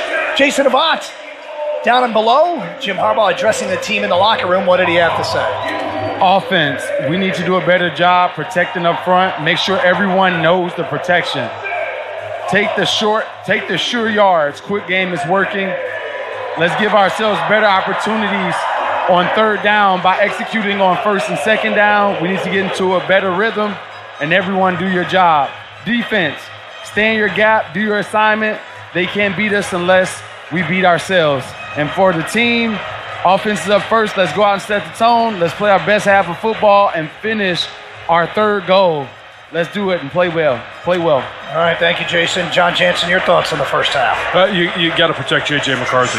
If you protect him, he's going to find guys downfield, and it really feels like it was kind of one guy on every play offensively. We don't normally see Colston Loveland drop balls. Get back to playing the style of ball that you've played all season long. Stevens puts his right foot into it, and Samaj Morgan will let it sail over his head and 6 yards deep into the end zone, and Michigan will take over on the 25-yard line. So, Wolverines didn't do much on the ground in the first half. Donovan Edwards leading the way with 25 yards on 3 carries. Blake Corum, 7 carries, 15 yards. Kalel Mullings, 2 carries and 8 yards. JJ through the air, 13 of 18 for 95 yards. Third quarter all year has been Michigan's best. They've outscored opponents 133 to 21. It was their best quarter here last year as well. Michigan outscoring Purdue 29-9 in the second half after leading by just 1 at the break a year ago. JJ in a shotgun, first play of the second half, handoff, Blake Corum, and he's got some room, dances across the 30 out to the 31-yard line, gain of 6 on first down. Well, I think the point was made at halftime, and it may have even been made on the sidelines, as we heard Sharon Moore was a little fired up. And when you're able to come out and rush the ball for 6 yards on first down, that was straight downhill, mano-a-mano up front. Roman Wilson has been held off the stat sheet so far. I think they want to get him involved in the second half. He's in the slot to the right as the Wolverines go trips to the right, 1 to the left. Is Colston Loveland. JJ in a shotgun, takes the snap, back to pass. And pump fakes, now he bails out of there to the right, fires, and he's got his man, Cornelius Johnson, in traffic at the 36-yard line. Wow, 2 receivers were there. But Cornelius Johnson came down with it for first down at the 36-yard line. What a great throw by JJ. It was good protection, good coverage downfield, so he was able to escape the pocket. And that ball was, if it's not accurate, there's 2 defenders, not only 2 receivers, but 2 defenders in the area as well. Cornelius' 6th catch of the game. Trips now to the left with the ball in the right hash. And they got Alex Orji in there at quarterback. Claps his hands, and he's going to run right and put his head down, run over a tackler out to the 41-yard line. 5 yards for Alex Orji on the quarterback run right there. Well, I love the fact that on the first set of downs, it was 6 yards on first down. Here you see Alex Orji, it's 5 yards on first down. And Jason, I don't know if you're seeing what I'm seeing, but it looks like Cornelius is limping around a little bit. Yeah, he definitely limped after that pass he caught on the sideline. Limped back to the huddle and was looking for a sub, but he still stayed in there. Well, he's splitting out wide left with Roman Wilson in the slot to the left. Wide right is Blake Corum. Now they'll motion Corum into the backfield. JJ claps his hands, Fakes a handoff to Kalel Mullings, fires it to Corum in the flat. Corum across the 44. Flag is down. Just shy of the first down is Blake Corum, but this might be a hold on one of the wide receivers out there blocking for Blake. Roman Wilson. I just saw the replay. Holding offense number 1. 10-yard penalty enforced from the previous spot. Second down. He got beat on the inside and panicked a little bit, grabbed him, and then went after him. And that little grab as he ran by Roman Wilson is what the official saw and called it. Michigan came into this game the least penalized team in America. That's their third penalty, and this one will back them up 10 yards and take them from what would have been a 3rd and 1 to a 2nd and 15. JJ in a shotgun. Ball at the 31-yard line of Michigan. Claps his hands, back to pass. Here comes the rush. JJ fires. Colston Loveland across the 35 and out to the 37-yard line. Tackled from behind there. On a good open field tackle, or Colston might still be running. It's going to set up a 3rd and long. I don't know that I like JJ escaping the pocket to the right and then throwing the ball back into the middle. There's a lot of garbage in there. It's not a safe throw. That one was complete, but you're playing with fire when you do that. 3rd down and 9 for Michigan. 3 receivers split to the left, 1 to the right. JJ brings a man in motion. It's Roman Wilson. JJ back to pass. Looking, fires. Roman's got it. First down at the 50. Roman down the sideline in front of the Michigan bench. Steps out of bounds at the 49-yard line. His first catch of the game is a big one. Move the chains there on a gain of 14. I love the route that he ran. When he came in motion, he came with a purpose, and he put the foot in the ground, got downfield, ran, and cut out right at the first down marker, creating separation between him and the defensive back. That was an exceptionally run route. Michigan has moved into Iowa territory on the first possession of the second half. 11:37 to go, third quarter. Michigan up 10-0. JJ goes toss to Cornelius Johnson on a reverse. Has a blocker in front of it. It's Colston, and he gets undercut as he gets back to the line of scrimmage. And that one never really developed. Iowa wasn't fooled. And I think his blocker, Colston, kind of got in Cornelius' way. Well, I did. And Colston was feeling it out. At that one, when you're on the front side of a reverse, you've got to run. You can't be looking to see what's coming on the inside. Michigan goes tempo on 2nd down and 10. Now JJ will look to the sidelines. 2 receivers split to the right. It's Colston Loveland in the slot, Cornelius Johnson wide right. Tyler Morris and Roman Wilson split wide left. JJ back to pass, looking, fires, and it's almost intercepted. Probably should have been intercepted. Nick Jackson had it right in the breadbasket. It looked like a miscommunication between JJ and Colston Loveland. And the Wolverines fortunate there as it falls incomplete. Well, what happened on that one was Iowa showed blitz, and then at the snap of the ball, they showed blitz on the left, they backed it off, and JJ saw that, wanted to get rid of the ball quick, and just didn't see the linebacker rolling back. Well, the Wolverines with another opportunity here, thanks to the dropped INT. Empty backfield for J.J. McCarthy. 3rd and 10 from the Iowa 49. J.J. back to pass, fires to Donovan Edwards, who's got it behind the line to the 50. Can he get the corner? He can't, as he is wrangled out of bounds at the 48-yard line, well short of the first down by Sebastian Castro. And Michigan will be looking at a 4th and long. Yeah, penalties are drive killers. That holding call by Roman Wilson was just an absolute dagger. And when you're able to gain yardage, and they had gained 5 yards on first down, but then you get a holding call, and it sets you back. And against this defense, you can't put you can't go back into in a 2nd and long situation. Caden Weegan standing on his own 6 to field this punt from Tommy Doman, who's got it and puts his right foot into it. Doman very good at pinning teams deep, and this one he will do so again as Weegan's forced to make a fair catch at the 5-yard line, a 42-yard punt. And that's where Iowa will get their first crack at it here in the second half with 10:03 to go, third quarter, and Michigan on top, 10-0 from the Big Ten championship game. You're listening to Michigan football from Learfield. Doug Karsch, John Jansen, Jason Avant down on the field. Michigan leading Iowa 10-0 here early third quarter, and the Hawkeyes have it on their own 6-yard line. The Michigan offense got something going. Jason, I know you were talking about the play calling. You like that play calling a little bit better in that drive. Yeah, I definitely like it a little bit better. We're more creative, and we have to do a better job at the point of attack on the edges. And now can the defense keep Iowa backed up here in the shadows of their own goalposts? They only have 2 first downs all game. Under center is Hill. Turns and hands it off to Johnson running right. Gets out across the 7 to the 8-yard line, where he runs into the scrum and is dropped by Junior Colson, leading the Michigan tacklers. Short gain on first down. Here's I guess you'd call it the unique thing about Iowa's offense is that there's really nothing unique about it. They are who they are. They're going to pound the ball between the tackles. Occasionally, they're going to have a quick pass out in the flat, but they're not going to stress you downfield, and you just got to be disciplined and beat double teams up front. Nose of the football on the 9-yard line. Iowa looking at a 2nd down and 7 from their own 9, trailing 10-0. Deacon Hill under center. Takes the snap. Play action, back to pass. Here comes the rush. He's hit. The ball's in the air, and it is batted around and lands incomplete. Wow. I think was that Cam Good? Or no, it was Kenneth Grant almost had his 2nd interception. Blitzing off the edge was Mikey Samristel. And yeah, Kenneth Grant tried to jump over. Tried to jump over an offensive lineman and secure it.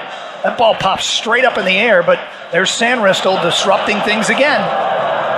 Yeah, great job by Mikey Samristel. I mean, and honestly, Jesse Minter of using him in so many different ways. And we're going to get a review here. That may be a ruling fumble. on the field of an incomplete forward pass is under further review. Who ended up with the ball? We ended up with the ball. Well, this will be interesting. Looked like, was it Chris Jenkins that ended up with the ball? Might be his 2nd fumble recovery. Well, did the hand come forward empty is the question. And you heard Jeff Serbinsky, our lead official. He'll go under the hood. What do you think, Jason?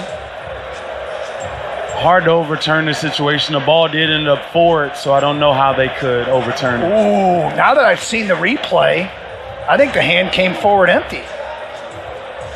Yeah, it could have been the momentum of Mikey Sanders still hitting it that caused that ball to come forward, not Hill's arm. We can use it right now.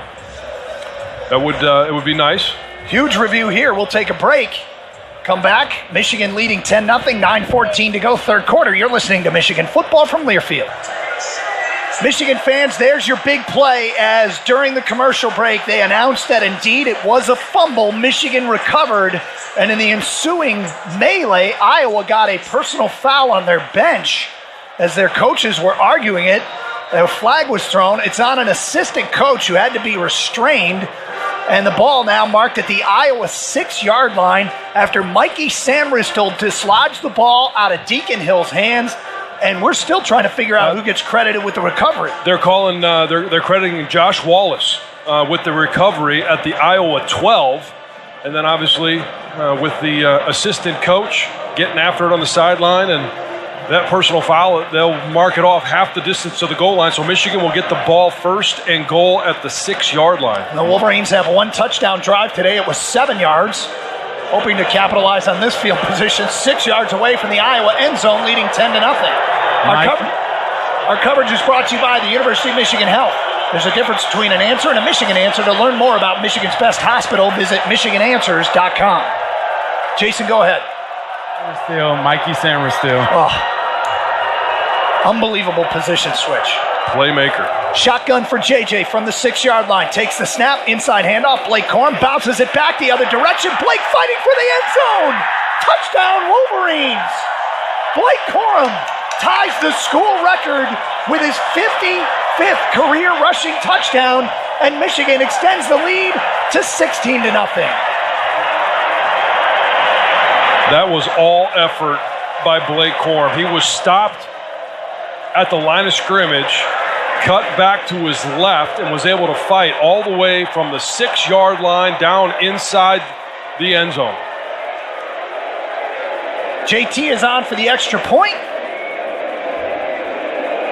Snap is good. Tommy Doman puts it down, and the kick is up, and the kick is good. 1 play, 6 yards, taking 5 seconds. not great for the time of possession, but great for the scoreboard. That Wolverine touchdown brought to you by your Southeast Michigan Ford dealers. Think Ford first. 17-0 here, 3rd quarter. 9:09 to go from the Big Ten Championship game. You're listening to Michigan Football from Learfield. Doug Karsch, John Jansen, Jason Avant back at Lucas Oil Stadium. Not only did that 6-yard touchdown run give Blake Corum the 55th rushing touchdown of his career, tying the A-train for most in a Michigan career. That 6-yard run put Blake over 1,000 yards for the season, and Michigan now leading 17-0 here in Indianapolis with 9:09 to go here in quarter number 3. Tommy Doman approaches the football, puts his right foot into it, and sails this one 9 yards deep into the end zone to our right, and Iowa will take over, trailing 17-0. What a play by Mikey Sanristel, and I will argue it.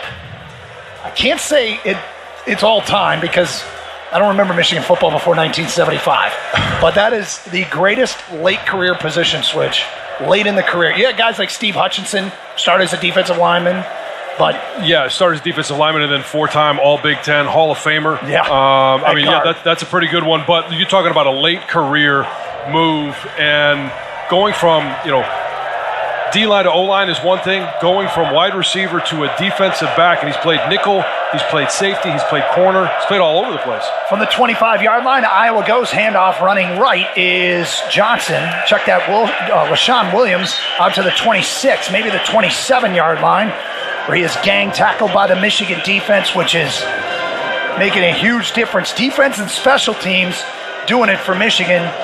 Junior Colson leading the Michigan tacklers. It's the ultimate team sport. And when one side is struggling, offensively, they've struggled right now. You've got to have big plays on special teams. Samaj Morgan fulfilled that role. You got to have big plays defensively, and Mikey Sanristel's forced 2 fumbles. 2nd down and 8 for Iowa. Shotgun for Deacon Hill. Brings a man in motion. Fakes the reverse. Will roll out to the left. Now fires, and too tall. Almost intercepted on the tip pass. I don't know who it was down there. Was it Rod Moore? No, it was Josh Wallace. Josh Wallace is there. Rod Moore came in support, and that was Josiah Stewart putting pressure on Deacon Hill and put a shot on him right as he delivered the ball. You start hitting Deacon Hill. They're down 17. This offense isn't built to make a run at a 17-point lead. He's going to start throwing us the ball. After that incompletion, it's 3rd down and 8 for Iowa. From their own 27, Michigan leading 17-0. Empty backfield for Hill. Has the snap, back to pass, fires, got his man Brown on a crossing route, and he's got a 1st down. Out to the 36-yard line is Caleb Brown. Good coverage by Josh Wallace. He was in his hip pocket. That was just a nice ball. Michigan, this is where the pass rush has got to pin their ears back and just say, we've got to get to Deacon Hill. He's not a guy that's going to escape the pocket. You don't have to worry about him running. Jason talked about that earlier. He's got negative rushing yards on the year. Some of that sack yardage, but he's not gaining anything on the ground. 3rd 1st down on the evening for Iowa. Deacon Hill under center here from the 37, 1st and 10. Back to pass, going to fire, middle screen to his tight end, Stellantis, and he gets it across the 45, out close to the 50-yard line. Check that was Addison Ostrenga, and that goes for another Iowa 1st down on the middle screen to the tight end, out at their own 47, gain of 12. Yeah, they called the forward progress was stopped at the 47, but you don't want to give this Iowa team any belief that they can move the ball. They've hit a couple of passes, got a couple of 1st downs. Defensive line, they're probably going to get a run here on 1st down. You get a nice stop, put some pressure on Deacon Hill, and get this ball back in Michigan's hands. On the 47-yard line, 1st and 10 for Iowa. Hill under center. Takes the snap, turns and hands it to his running back, and that is Caleb Johnson. He gets it across the 50, tripped up inside Michigan territory at the 49-yard line. A gain of 4 yards on 1st down. Backside defensive tackle has to be able to stay put. Right now, this defensive line is becoming very aggressive, and I understand they smell blood. They're going after it. But you got to be disciplined. You can't flow down the line because the cutback right now is what's hurting Michigan on the run game. 6:36 to go, 3rd quarter. Wolverines lead it 17-0. Iowa from the Michigan 49-yard line, looking at a 2nd and 6. I formation behind Deacon Hill. Takes the snap. Stretch play, running left. It's Caleb Johnson, and he gets back to the line of scrimmage, maybe a yard, before he is dropped by Chris Jenkins. Chris Jenkins, on his celebration, was going for the rip and almost took out an official. but a nice job of stretching things out on the front side and staying home on the backside, not allowing Iowa to keep things going and then hit that cutback lane. You got to be disciplined on the backside, stretch things out front, and shed blocks. Chris Jenkins did a beautiful job of that. 3rd down and 5 for the Hawkeyes. Shotgun for Deacon Hill. Takes the snap. Handoff. It's Williams, and he gets dragged down from behind just shy of the 1st down. It was Michael Barrett who tripped up LaShawn Williams on a draw play, and he's about a yard short of a 1st down. The ball's marked on the Michigan 44-yard line. They have to get it across the 43, and Iowa's going to go for it. Yeah. Here's where Deacon Hill on the quarterback sneak becomes a thing. He did it earlier. He did it 3 times last week, and he tries it here, and this is going to depend on the spot. I've got one official marking him short. The other one is marking him right at the 1st down marker. Which one of those officials gets to the football first? Michigan's saying they held him. Depends on the spot. I don't think he got it. I think the official who was marking him short has marked him short. No, he's about a half yard shy. What do you see, Jason? Yeah, the official on the Michigan sideline has him short. The official on Iowa sideline has him, gaining the 1st down. So they're going to measure this one. As of right now, on the line, right down the line, it looks like he's short. Oh, they're going to bring the chains out. Yeah, it looks like he's short right here from this angle. And you're right on the line, aren't you, Jason? Yeah, I'm right on the line. Well, here come the chains. Did the Wolverines get the football back for the offense? Yes, They did. Half yard shy. Good call, number 8. Great job by the Michigan defense against the Deacon Hill quarterback sneak. With 6'3", 258. He's timeout on the field. But the Wolverines did so right there. And leading at 17-0 with 5:08 to go in the 3rd quarter, Michigan will get the football back. When we continue from Indianapolis in the Big Ten Championship game, you're listening to Michigan football from Learfield.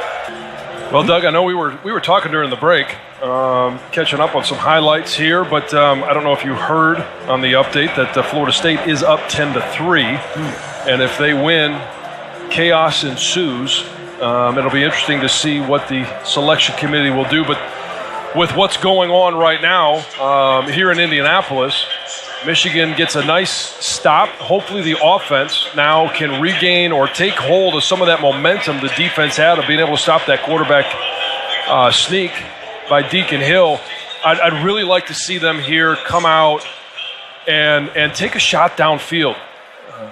If you need to keep a tight end in for protection, give your tackles a little bit of help. Watch some of the games. They're moving up front, but hold the ball long enough. Give JJ the ability to sit in the pocket and be able to deliver the ball downfield. And if you feel like you don't want to do that, then get him outside the pocket. Relocate the launch point of the quarterback. Get him outside the hashes. JJ's very mobile, makes good decisions out there, but get him a clear view and take a shot downfield. Well, JJ has been pretty crisp in this game so far. It's been penalties that has bothered the Michigan offense tonight. Iowa will make you do that, though. Michigan has the football from their own 44-yard line following the turnover on downs, and they go toss sweep with Blake Corum running right across the 45, following his blockers out to the 50. Good blocking downfield by Drake Nugent, and Trente Jones paving the way for Blake Corum. And I like the little stutter that Blake had right as he approached the sideline to be able to allow the blockers to get in position, not go out of bounds, and then be able to pick up 2 or 3 more yards. If he just runs that ball and tries to be aggressive initially, he's going to get run out of bounds at about a 3-yard gain. Got another couple yards out of it. 2nd down and 5 for the Michigan offense. With the ball on the 49-yard line, Michigan leading 17-0, 4:38, 3rd quarter, clock running. JJ in a shotgun. Claps his hands, back to pass. Looking to his right, fires. Cornelius Johnson's got it, and he steps out of bounds right in front of the Iowa bench. A gain of 7 yards. Move the chains. Wolverines have moved it to the Iowa 45-yard line. Yeah, I was looking at the far sideline there on the Michigan sideline. You had Tyler Morris one-on-one with a corner. I'd like to see that matchup. Just, hey, go win a one-on-one battle. We talk about it on the defensive line, getting after the quarterback. Sometimes it's got to be those wide receivers. One-on-one battle. Go win and make a play. I formation behind J.J. McCarthy, who will take this snap from under center. Handoff Blake Corum. Spins out of one tackle, and then he's met by Nick Jackson as he gets down to the 43-yard line of the Hawkeyes. Blake did everything he could just to get a couple of yards there. Hey, John. Yeah. You see Deshaun Lee, the cornerback on the right side there, is getting closer and closer on those quick games. That means that we can be able to do a double move soon. I know. Oh, man, it's there. It's there to be had. Deshaun Lee, a Belleville native, matched up with Cornelius Johnson in man coverage, wide to the left. Roman Wilson in the slot to the left. Two receivers split to the right. JJ claps his hands, takes the handoff. Kalel Mullings will bounce it outside, put his head down across the 40, and pushing tacklers backwards just shy of the first down. They blew the whistle. The ball came out. Iowa had it, but the whistle had blown the play dead. And Kalel Mullings just shy of the first down. It'll be 3rd and short for Michigan. Yeah, keeping an eye on the Iowa sidelines. Obviously, they weren't happy with the San Still fumble, and they thought that one should have been a fumble. Well, his forward progress was stopped, and he was going backwards, and if the whistle blew it, it's a moot point. Usually they try and let those play out, but 3rd and less than a yard for Michigan. Blake Corum in the backfield. JJ in a shotgun. Takes the snap, hands it off to Corum. No quarterback keeper. JJ's trying to get outside. He gets the corner, he slips. But J.J. McCarthy has enough for the first down, a gain of 3. Would have been a lot more if he kept his footing. Did a good job to outrace an Iowa defender on the quarterback keeper down to the 33-yard line. First down for Michigan. Well, we were begging for that last week against Ohio State. They crashed down hard. Nick Jackson came in from his linebacker position. They had sold out on trying to stop Blake Corum. I think there's some more of that to be had there if they're willing to take the risk of JJ getting outside the pocket and being a runner. Pistol formation now with Blake Corum in the backfield. JJ takes the snap. Quarterback keeper again, running left. JJ trying to get the corner again, and he dives as he is tracked down from behind by Nick Jackson, the outstanding linebacker. Gain of about 2 yards for JJ McCarthy there. Clock at 1:42 to go, 3rd quarter, 17-0 Michigan. I wouldn't mind seeing a little bit of a change-up with Alex Orji getting in there as well. We've seen him now. We saw it coming out of the halftime there against Ohio State. We saw it here for one play. 2nd down and 8 for Michigan. Iowa showing blitz. JJ points it out. Now they look to the sidelines to change the play. Blake Corum moves from left to right. 4 wide for the Wolverines. 5 on the play clock. JJ gets the snap off. Back to pass. Looking down the middle. Wants to take a shot. Now he pump fakes, rolls out to his left, fires, and it is Roman Wilson in traffic, incomplete. Iowa had several defenders there. Roman was hit right when the ball arrived. JJ could have run. He could have run and should have run. He was right at the line of scrimmage when he released that ball. Put his wide receiver at a little bit of risk. Now, Roman could have gone up and caught that ball, but he was fully extended, could have taken a big shot by 2 different Iowa defenders. There was absolutely nobody in front of JJ. He probably could have picked up that first down and more by himself. Michigan is in makeable James Turner field goal range. No negative plays here. JJ in a shotgun. They're going to go handoff with Donovan Edwards, hesitates and gets it across the 30 down to the 28. Well short of the first down, but enough to bring on the field goal unit and give James Turner a crack at this one. I understand being safe with a 17-point lead. I don't think anybody watching this game believes Iowa can make a comeback of 17 points, and you want to take those that you have on the field right now, but I still think to be able to expose this secondary, there's a lot that can be had downfield. Ball's on the left hash. It'll be a 47-yarder for James Turner. Snap is good. Tommy Doman puts it down. The kick is up. It's on its way, and it is good. James Turner with his 2nd field goal of the night. He's now made 9 in a row, and Michigan extends the lead to 20-0 with 22 seconds to go in the 3rd quarter. It's great to have a kicker that can make a 47-yard field goal like it's nothing. That was good from 50, 55. What a job this kid has done. The transfer from Louisville, replacing the Lou Groza Award winner Jake Moody, and he's just kept the train on the tracks. Accurate as can be.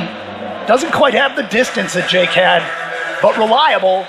And James Turner has given Michigan this 20-0 lead. Well, and here's what you know. He's been reliable. He's been consistent. They know what his distance is. They're not trying to get him to kick one that's outside of his distance, and they're using him to take those points when they're available. And in a game like this, 3 points is a big difference. That's why you kick the field goal and you take points on the board to start on their very first drive. It's why you take that field goal now. I just want this offense to take some more chances downfield. Tommy Doman will kick off to Caden Weegan. And Weegan will field this one 2 yards deep in the end zone and bring it out across the 5 to the 10. Bounces it outside to the 20 and is knocked out of bounds at the 28-29 yard line by Caden Colasar. And that's where Iowa will take over, trailing it 20-0 with 17 seconds to go, third quarter. He averages over 23 yards on a return. Iowa is fourth in the Big Ten in terms of average return yardage on the kick return. So they've been effective at it. Iowa has just 4 first downs tonight. 2 came here in the third quarter.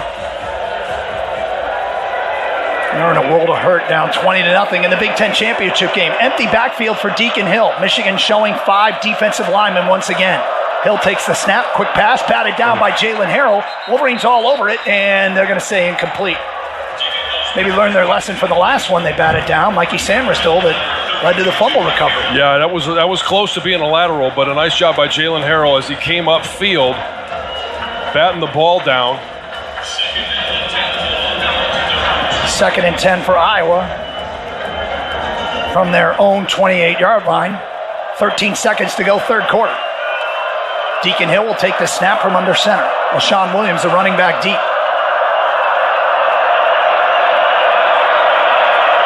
Hill's got it. Play action, back to pass. Pass rush. They're going to go screen to Ostrenga, who runs into a pair of Wolverines, Mike Barrett and also Chris Jenkins, and they drop him after a 2-yard gain out at the 30-yard line, and that'll be the final play of quarter number 3. Michigan outscores Iowa 10-0 in the third quarter, and will take a 20-0 lead to quarter number 4 here at the Big Ten championship game from Lucas Oil Stadium in Indianapolis. You're listening to Michigan football from Learfield.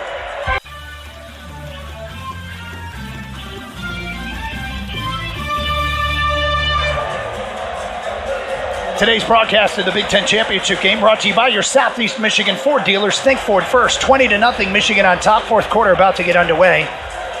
Iowa with the football in their own territory. John, while we have this opportunity, I'd like to point out when Michigan goes on the road, J.J. McCarthy takes earnings from his NIL money and donates them to a local children's hospital in whatever town Michigan is visiting. All Big Ten opponents, and here at the Big Ten Championship game, JJ's personal donation goes to Peyton Manning's Children's Hospital here in Indianapolis.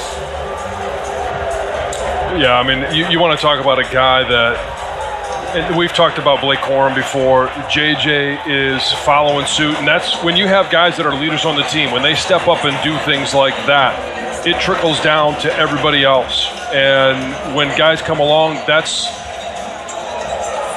what's expected, is that you not only are you taking care of your team, you're going out and they're performing, but you're taking care of your community and the communities that you play in. He's such a leader. Jim Harbaugh said of JJ, he reminds him of Jim McMahon from when Harbaugh was with the Bears. He said he's got an aura and a presence that reminds him of Jim McMahon. I don't think he's quite as outrageous as Jim McMahon was, but no. just his presence. Let's put a headband on him. See how he looks. Well, Jim McMahon at one point in his career did put a headband on with the name of a commissioner. Yes. Maybe after the game here, he'll pull out the patiti. I doubt it. You guys are encouraging JJ to get a headband. No. We're not encouraging anything. And a stash. 20-0, Michigan on top. Also, while we have this opportunity, I want to thank our crew. Bob Rossick on stats. Tony Butler, our engineer. 37 years. A lot of football. Who's got a better engineer than us? No one. Nobody. 3rd and 8 for the Iowa Hawkeyes. They go 5 wide. Deacon Hill in an empty backfield takes the snap. Here comes the blitz. Fires, and it's bobbled and broken up. Makari Page out there knocked the ball out of the hands of Addison Ostrenga. It's 4th down, another Hawkeye 3 and out. Nice job by Braden McGregor coming off the edge, getting in Deacon Hill's face, not giving him a clean throw out to his tight end. And I tell you what, Bakari Page is in the perfect position to make a play. Samaj Morgan standing at his own 25-yard line to field this punt from Taylor. Taylor's got it, puts his right foot into it. And this is a wobbler that's going to be short and roll out of bounds at the 35-yard line. That's where Michigan will take over following a punt off the side of Torrey Taylor's foot. Wolverines lead it 20-0 from here in Indy. You're listening to Michigan football from Learfield.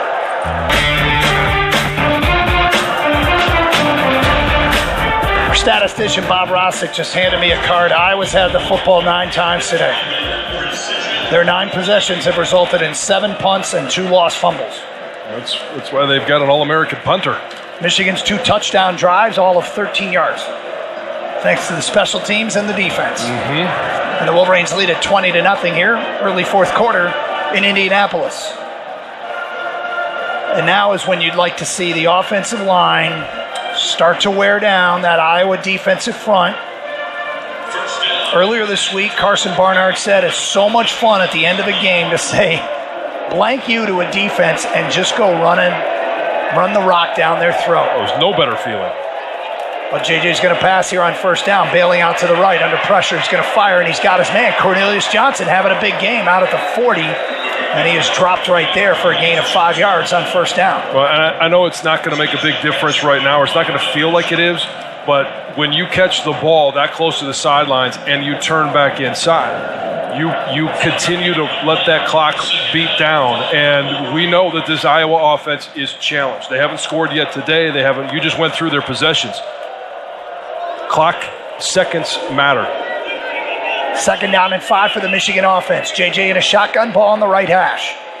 Claps his hands it off to Donovan Edwards. Check that, Blake Corum running left is drilled as he gets out to the 43-yard line, hangs on to the football. Iowa drops him right there, gain of 3 on 2nd and 5. And now you're looking at a 3rd and 2, very manageable situation. And you mentioned it. This is an opportunity for this offensive line to start exerting their dominance and just moving this Iowa D-line off the ball, being sound, keeping your shoulders square, and that's going to be the key here. You got to be able to get up to those linebackers. When you have tackling machines like a Jay Higgins, you got to get a hat on a hat. Higgins and Jackson outstanding. Sebastian Castro as well. They're running Blake Corum to the left and into the scrum, and I'm not sure that he got it, John. And Iowa's now saying it's their football, saying that the ball came out. He tried to stretch it out to try and pick up the 1st down. They don't need to take too many chances here. Yeah, he's definitely short, like a full yard short. As long as he didn't fumble it. Iowa's got a saying, and I would say it applies right now to Michigan. Punting is winning. Don't turn it over. And they're going to say it's Michigan football, and we're going to get to see the punter. Yeah, which isn't ideal on 3rd and 2, but it's better than a fumble. It is. You want to end every drive with a kick. Obviously, the extra point would be the best way. Weegan standing back on his own 10-yard line, and this one going to get reviewed? I think it is. The ruling on the field was a runner's forward progress was stopped. That play is under further review. Well, this one becomes difficult because they've got to determine when the whistle was blown and when his forward progress stopped. And I don't think it's in regards to picking up the 1st down. It's got to be in regards to when did that ball come free. Iowa players are signaling that they think it's their football. I have yet to see a replay. Yeah. I don't think that they have either. They just want something good to happen. But there's no worse statement than punting is winning. You don't like that one, huh? Very unattractive for any. After further review, the ruling on the field stands as called. It's 4th down. Very unattractive for any offensive player. Well, yeah. I mean, I don't think any offensive player would like it. Iowa's best player might be their player. I mean, let's be fair. Iowa's best players might all be hurt right now. Cade McNamara, Eric All, Luke Lachey, and Cooper DeJean might be their 4 best players, and they all have suffered serious injuries this year. And this offense, we've known this offense, has been based on getting their tight ends the ball. You lose your number 1 tight end in Luke Lachey early. You lose Eric All about 7 games in, and you lose your quarterback. Tommy Doman gets the punt off, and this is a beauty. Backing up his Legion to the 4. He's going to return it, running to the near side, gets the edge. 20, 25, flag is down, takes a hit as he goes out of bounds, but I think this one's coming back. And boy, just as Iowa tries to make a play on special teams, flag, I saw Trente Jones got hit pretty hard. That was a 52-yard bomb from Tommy Doman and a 21-yard return, but we await the call. And here's the thing, is where that flag is was nowhere. During the return, illegal block in the back, return team number 95. 10-yard penalty from the spot of the foul, first down and 10, timeout on the field. It's nowhere near where the returner was. It was an absolutely pointless block. Iowa needed to be buttoned up. They had to win the special teams battle, and they are not winning it so far. Michigan leads at 20-0, 12-13 to go in the ball game. You're listening to Michigan Football from Learfield.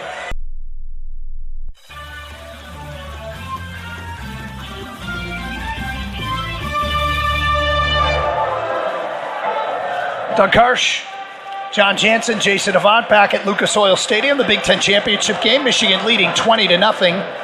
12-13 to go in the ball game. Iowa has it, 1st and 10 from their own 15-yard line following the penalty mark. John, you were saying during the break this is a point in a game where a defense can have some fun. Oh, yeah. I mean, when you think about the guys on the edge, whether it's Braden McGregor, Josiah Stewart, Jalen Harrell, Derek Moore, they're going to pin their ears back. And in the middle, look for games. Chris Jenkins, Mason Graham, little TT stunts, something to confuse and get some free runners at the quarterback, because Iowa's going to have to take some chances. There's 12 minutes left to go in this game, 12-13 to be exact. They're not an offense that's built to take chances. Deacon Hill's not a quarterback that's built to take chances, but they're going to have to if they want to try and get back in this game, and Michigan's defense can have some fun. Michigan going defensively all night long without Will Johnson, sitting this one out with an injury. DJ Waller's in there, man coverage wide right. Deacon Hill from a shotgun back to pass is going to fire, and out of the reach of Ragaini at the 20. Ragaini, incomplete on first down for the Hawkeyes. Yeah, and you can see Deacon Hill feels rushed. He feels rushed to make a decision, to get the ball out. As soon as a receiver comes open, he's trying to throw the ball to where he thinks he's going to go instead of where he knows he's going to be. And that's not a good position you want to put your quarterback in, but that's where they are right now. Wolverines have had 5 defensive linemen in there for much of the second half. Now they got 5 defensive backs in there as Iowa needs to throw to try and get back into this one. Hill back to pass, looking near side. Now fires over the middle, and he's got his man. That's his tight end, Ostringer. And he is dropped at the 22-yard line, a gain of 7 on 2nd and 10. Rod Moore's right in his hip pocket, coming across the formation, and just got there a split second late. Tried to come in front and didn't get his hand out in time to be able to defend that ball, but did a nice job of keeping his back arm available to make that tackle. 3rd down and 3 for the Hawkeyes. They got to get the ball across their own 25-yard line. Snapping it just inside the 22. Rashawn Williams, a lone running back. Back to pass is Hill. Looking over the middle, fires. Ostrenga's got it, and just enough for a first down. Quentin Johnson dropped him at the 26-yard line. Moved the chains for Iowa, just their 5th first down of the night. Yeah, and this is the twist that came inside. They brought Mike Barrett. He almost came unblocked at Deacon Hill. And Rayshaw Mbaney came around and put a hit on him.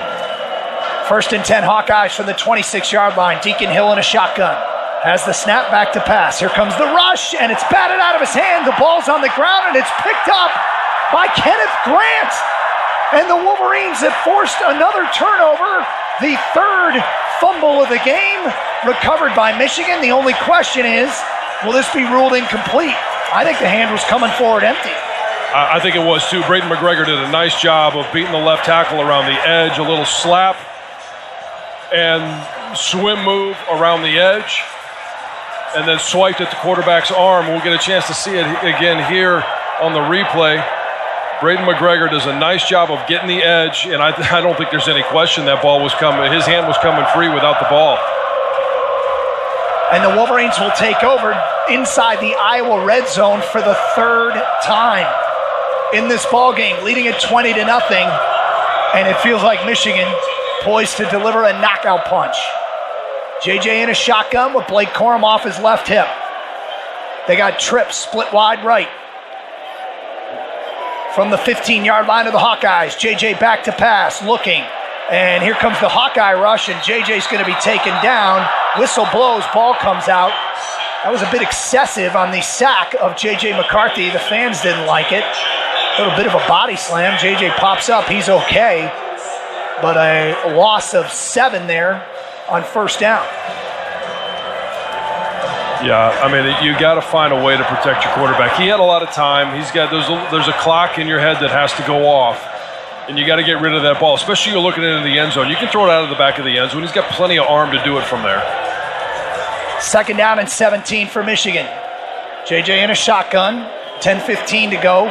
Fourth quarter, clock running. Wolverines up 20-0. 2 receivers split to either side. Blake Corum in the backfield. And Jim Harbaugh is going to use a timeout. Play clock was run down. First charge, team timeout, Michigan. 30-second timeout. Doug, you made the comparison in our open tonight about this team and how much they resemble that 97 team. That 97 team, as much as I would like to pump up our offense, it was led by defense. They stood up time and time again to be able to make plays. And whether it's been Mikey Sanders still with the 2 forced fumbles, we've seen different guys get after the quarterback. Jalen Harrell's done a nice job of batting the ball down. Braden McGregor with the sack fumble on that one. This defense has shown, when you're playing against a good defense like Iowa, they showed up and they're playing even better.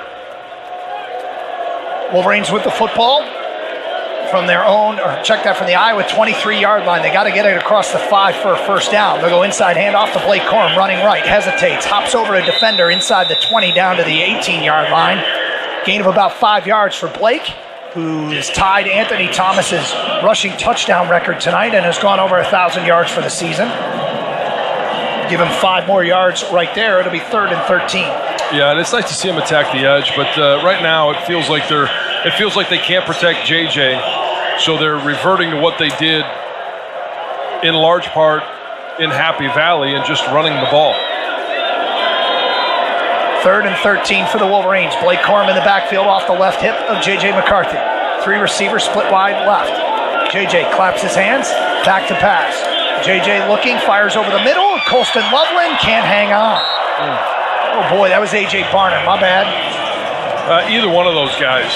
They both had drop balls today, and it's unfortunate.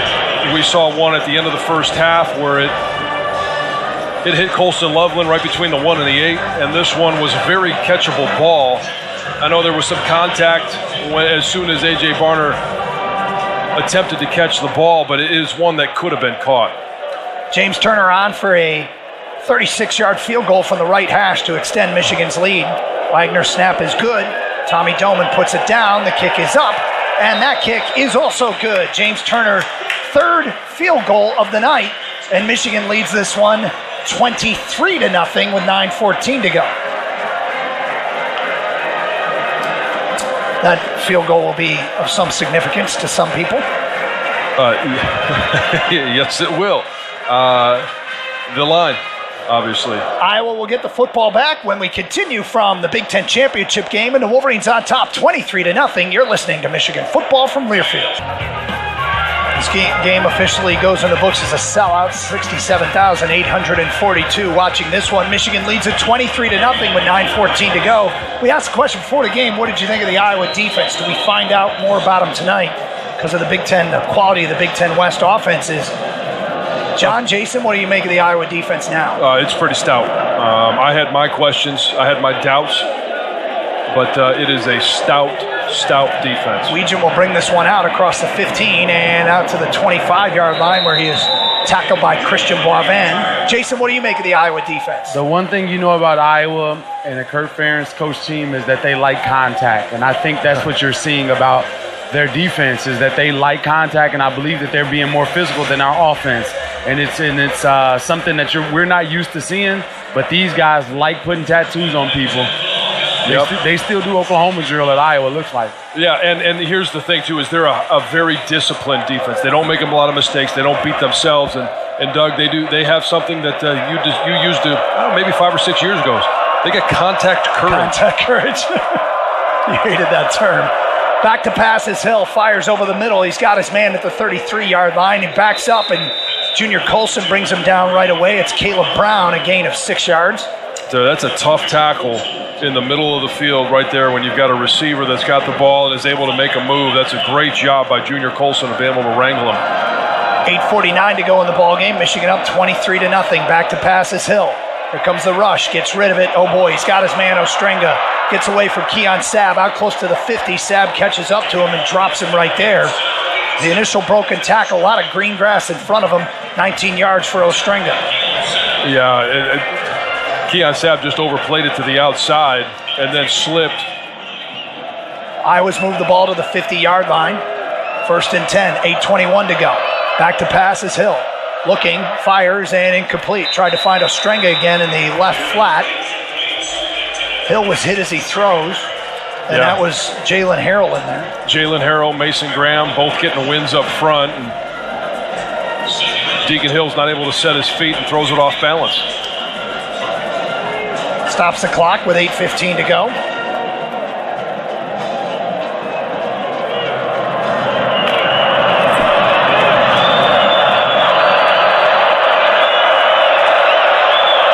Two receivers split to the right for Hill, one to the left. Shotgun formation. Back to pass, Deacon Hill. Looking to his left. Now back to the middle. Fires over the middle. Deep ball and incomplete. Had his man on a crossing route. Dante Vines, who couldn't hang on. That was down at the Michigan 35-yard line.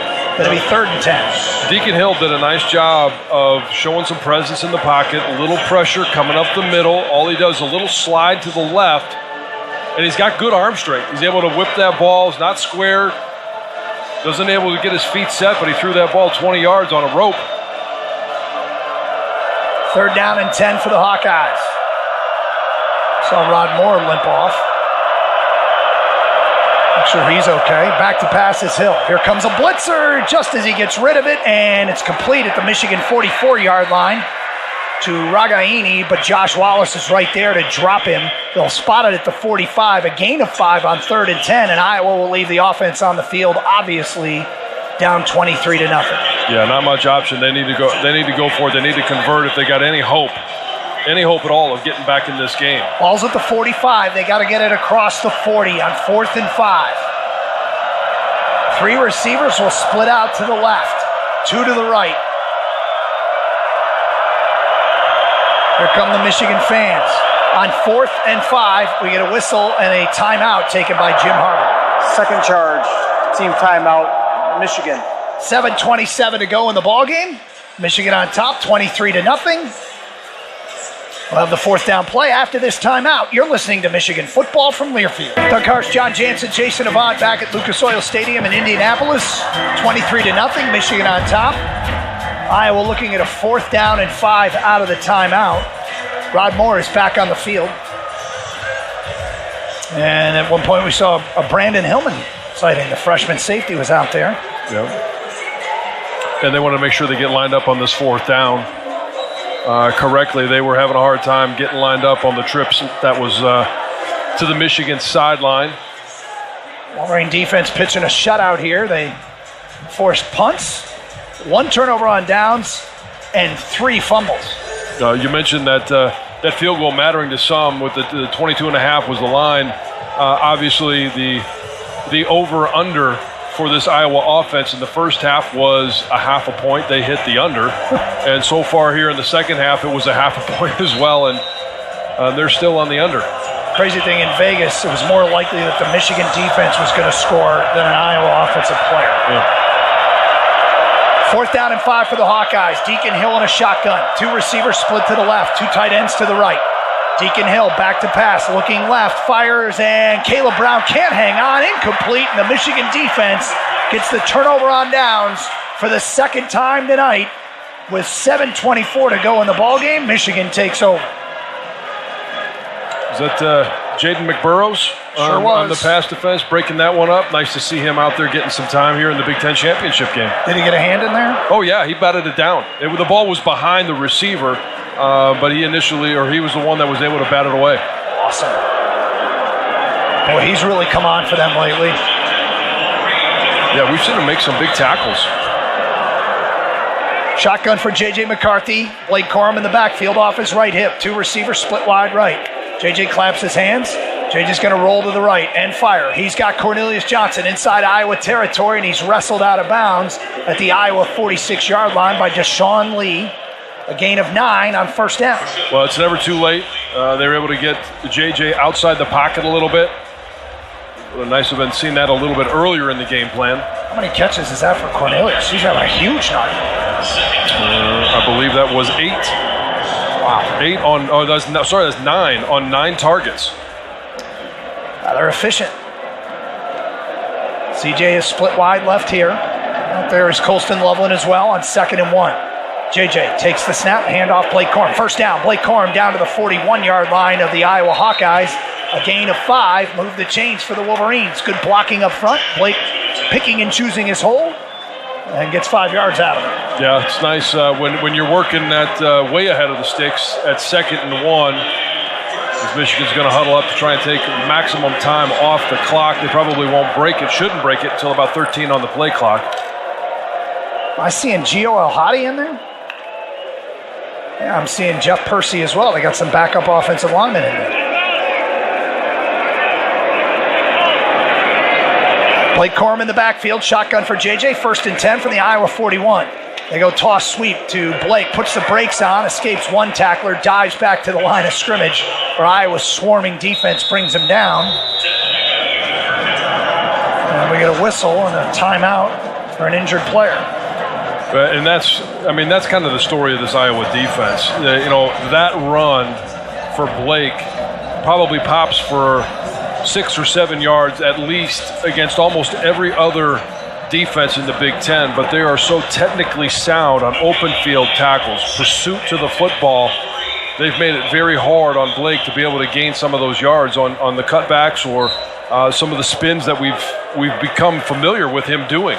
You know who said this week he loves the Iowa defense is Jesse Minter. And he says he's watching other teams' offenses, scouting them, and he sees a lot of the Iowa defense. He said he just loves what they do. Actually, he said they studied something that Iowa does that Michigan has incorporated. He studied Iowa's interception returns. And he says they were so good at it. Of course, Michigan has 4 interception returns for score this year. Shotgun for J.J. McCarthy. Inside handoff, Blake Corum running left. He's got some room. Makes one man miss, gets undercut as he gets down to the 36-yard line. A 5-yard gain on 2nd and 10. Blake Corum dancing, but good tackle there by Deshaun Lee, the corner coming up. Yeah, nice job by Max Bredesen coming across the formation. We've seen that all season long, but then Jeff Percy pulls from that right guard spot and does a nice job of keeping his shoulders square and attacking the line of scrimmage when he gets to the other side. Basically wiping things clean. Clock running down on the Iowa Hawkeyes, 4:38 to go. Fourth quarter, Michigan up 23-0. Empty backfield. Now they're going to motion Blake Corum back into the backfield on 3rd and 5, and they'll go inside handoff to Blake, running left. Cuts up field, spins out of one tackle, but is swarmed under. About 1.5 yards shy of the first down as Blake Corum. And it'll be 4th down for Michigan. Yeah, you're in 4-down territory here. They're not going to kick the field goal, I wouldn't think, from here. Well, technically it's a 3-score game, but are we worried about Iowa scoring 3 touchdowns and converting 2 or 3 two-point conversions? No, they'll probably take this all the way down to 0 on the play clock, call a timeout, and then make their decision on where they want to go for it and try and extend this drive, or I can't imagine they would punt it. So this would be a 50-yard kick. I mean, we saw. Yeah, you can make that. We saw him do it last week. Michigan takes a timeout with 3:43 to go in the ball game and a 23-point lead.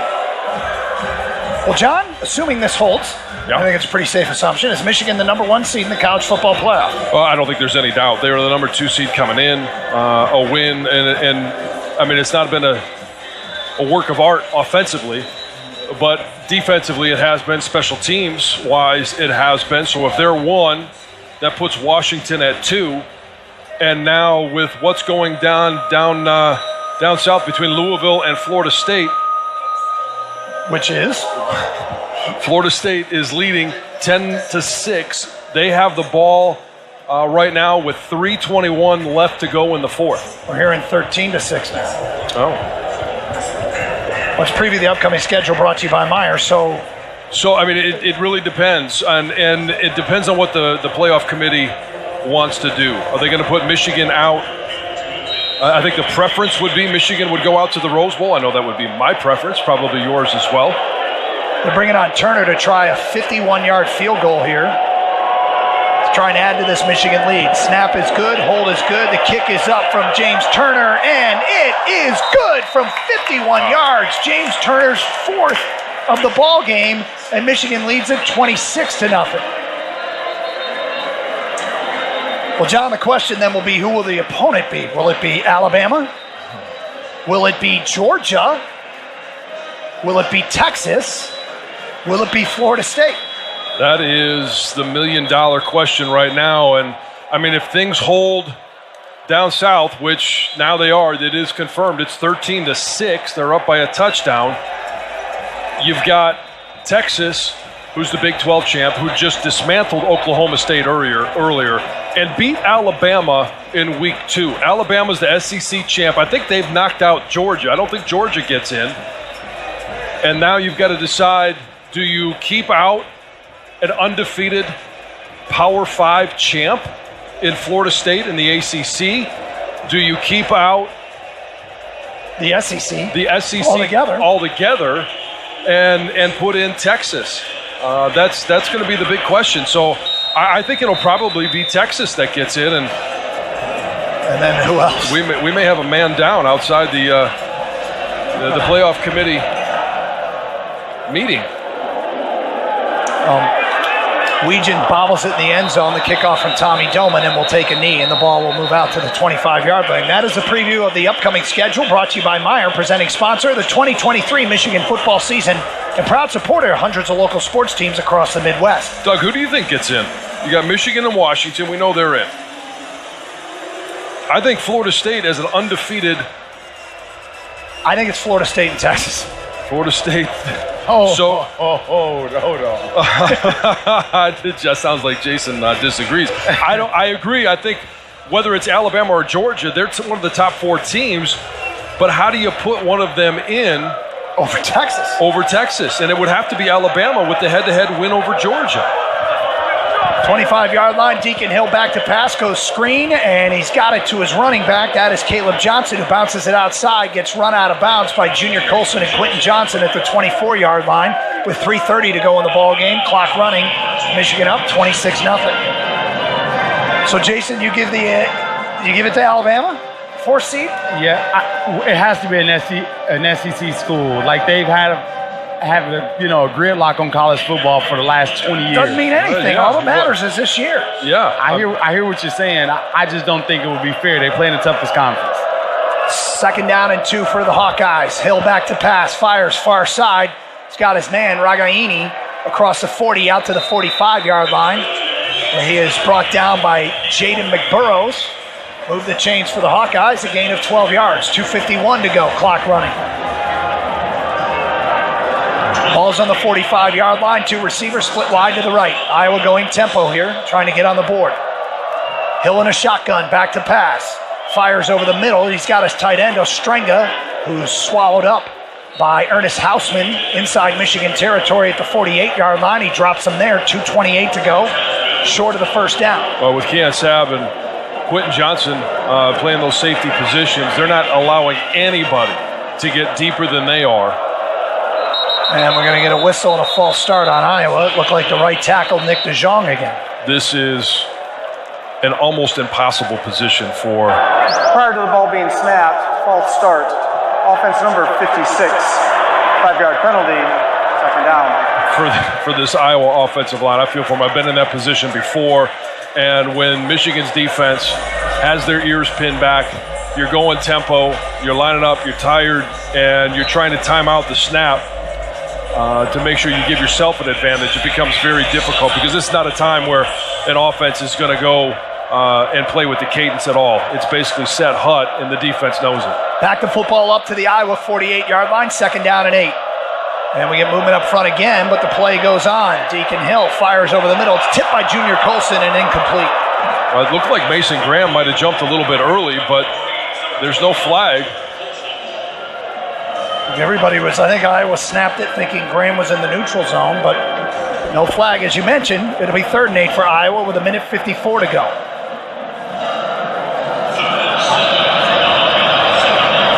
How about this Michigan team, too, moving in on their 3rd consecutive Big Ten championship? It is remarkable what they've been able to do from 21, 22, 23. I mean, the standard was set by Josh Ross, Aiden Hutchinson, and they reset the standard here at Michigan. Now it's up to this team to try and take it to the next level. And Iowa's going to take a timeout before this 3rd down and 7. And with the win tonight, Michigan in those 3 seasons moves to 35-3.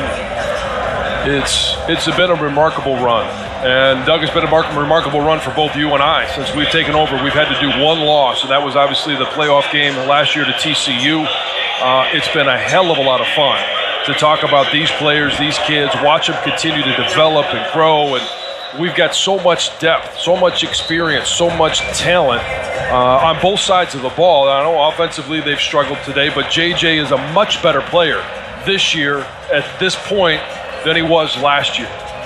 He offers so much more to this offense, and hopefully they can get some guys healed up and ready to go for wherever they end up and whoever they end up playing in the college football playoffs.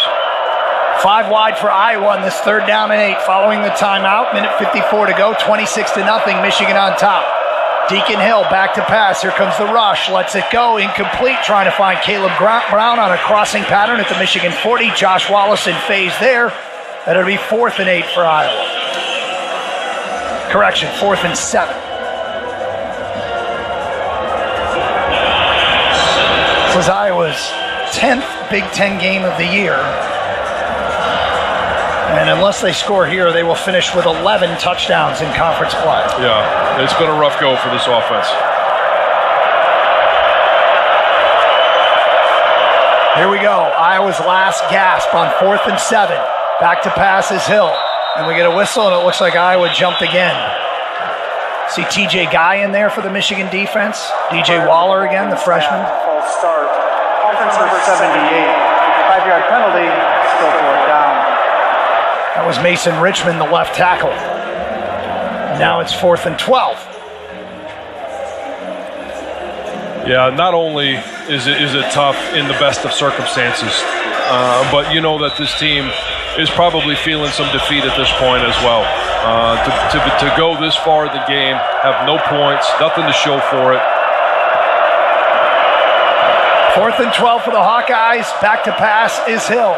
Looking, here comes the rush, steps up, and he won't get away from Derek Moore and TJ Guy. Hill dropped for a sack, and Michigan will take over with 1:45 to go.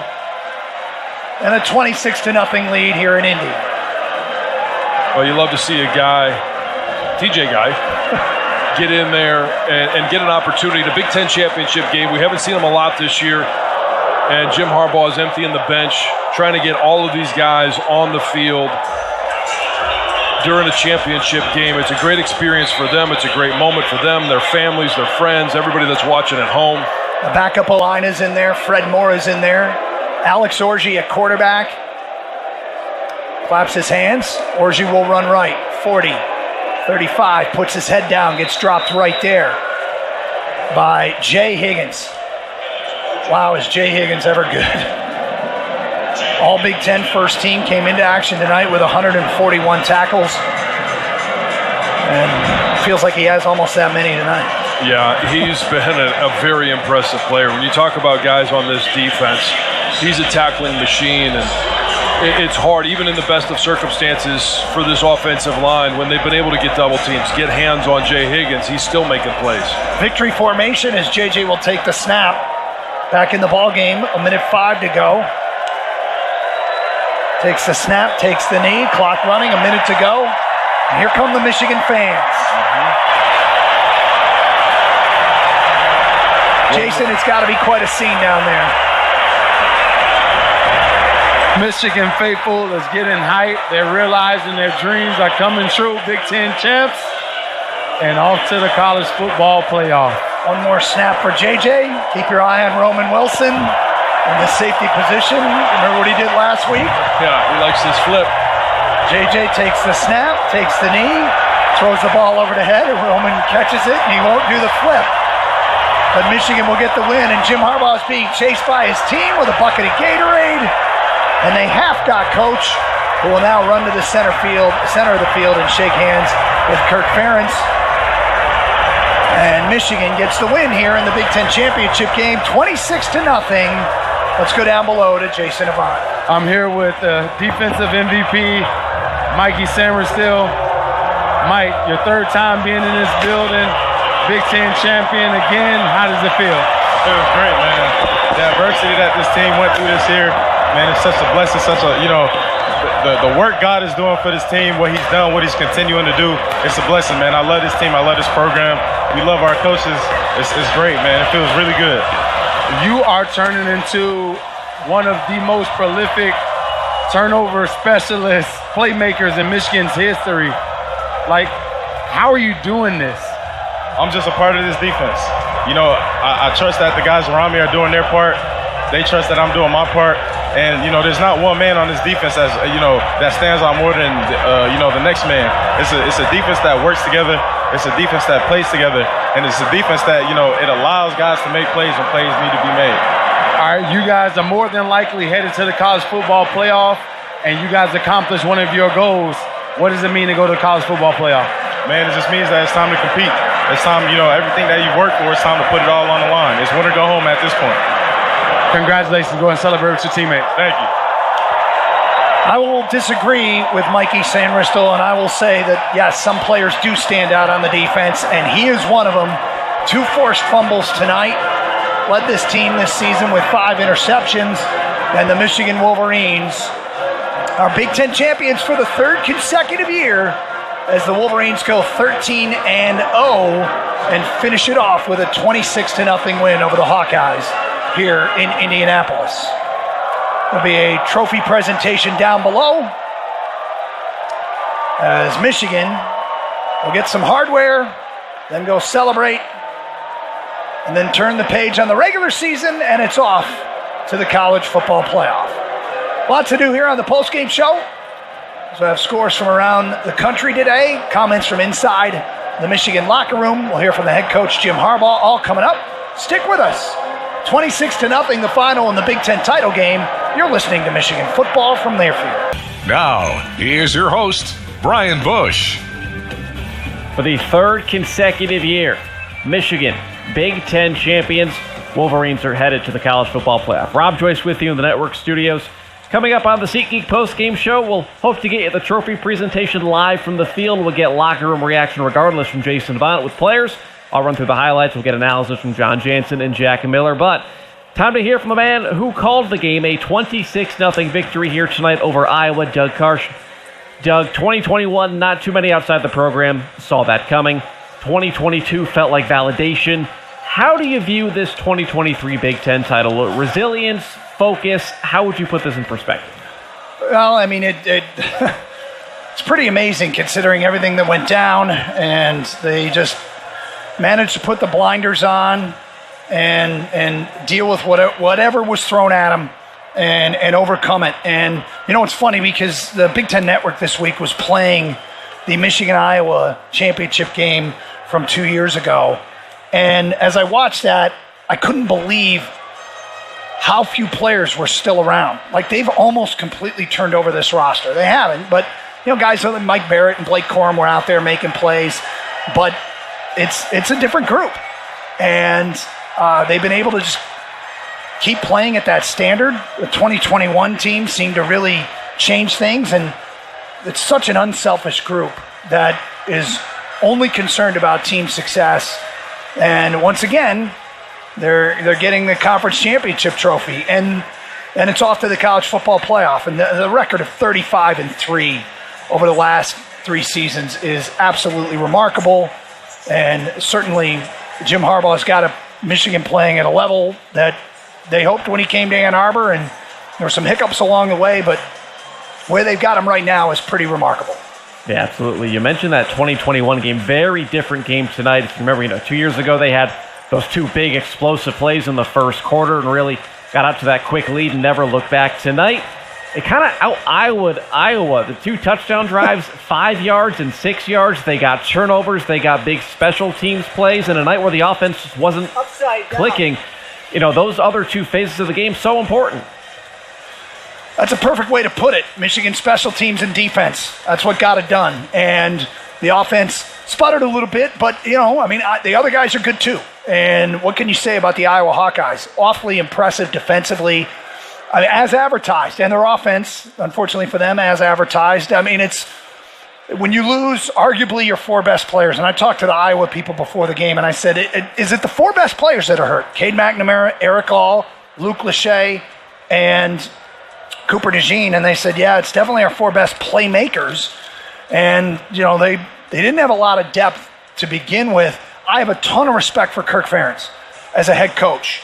He takes whatever he has and makes himself and his team competitive. And, to his credit, Iowa got here, and they're one somewhat shaky call away from being 11-1 to go into this game. But, Michigan out, Iowa to Iowa tonight, and it's off to the college football playoff.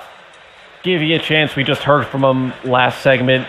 You guys were waxing poetic about him in the fourth quarter, but another chance. Talk about your man, Mikey Sanders. 2 more forced fumbles. The guy's remarkable. Wow.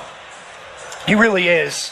And, during the week, Jesse Minter was speaking about him, and he said, look, this guy does a great job in coverage because he was a wide receiver. He does see body positioning by receivers and knows how to react.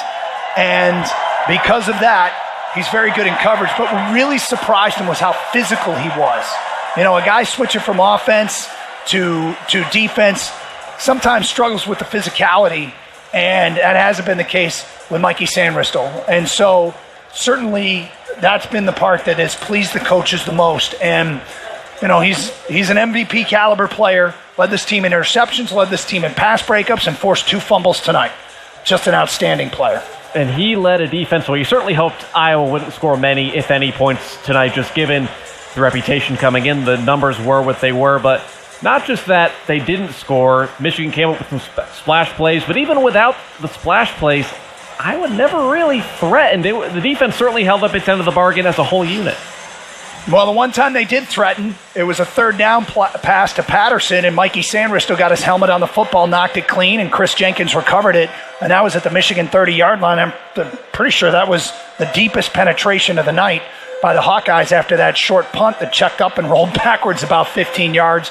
And so, they never really did threaten the end zone. And as much as everybody has talked about Iowa's defense, that's something else Jesse Minter said this week.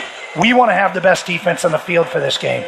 And you can make the case that they did. Now, Iowa's defense probably ran out of gas, given how much they were out there, but the offense didn't do them any favors.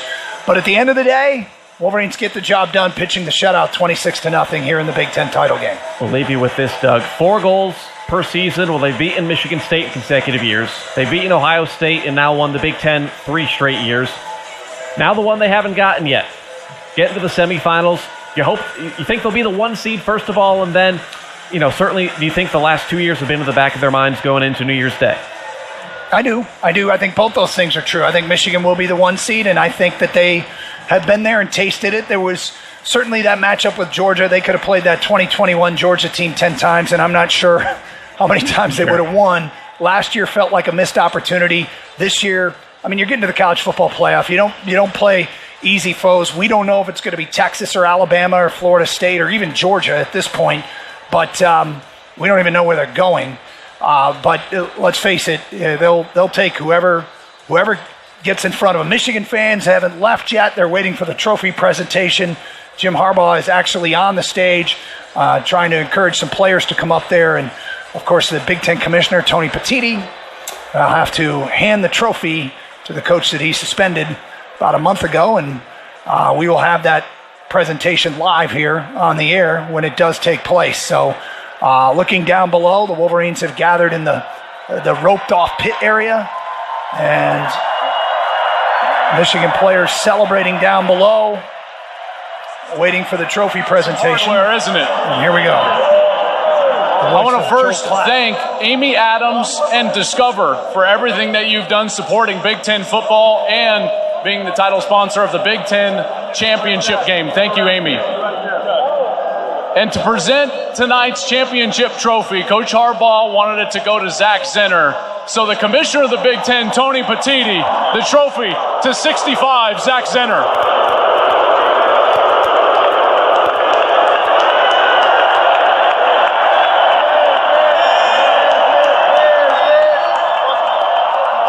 Coach, come on up here real quick here. Coach Harbaugh, come on up here real quick. Coach Harbaugh, you guys have now won 3 straight Big Ten championships. How does it feel? Bet!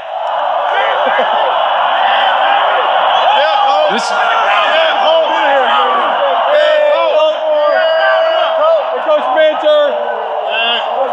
Coach, I know that you... Jesse Mentor. How about this performance on defense?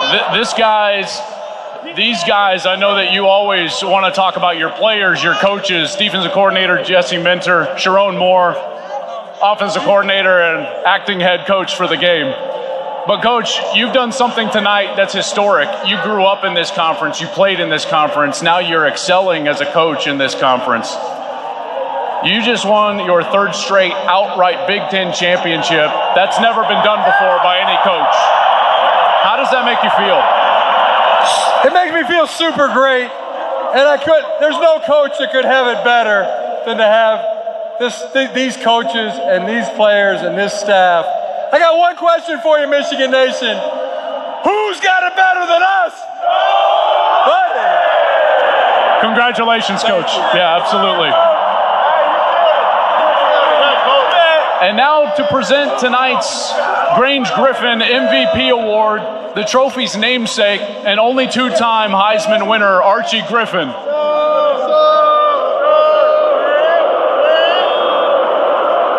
Archie, please present the hardware to tonight's MVP, Nickelback, Mikey St. Rasil.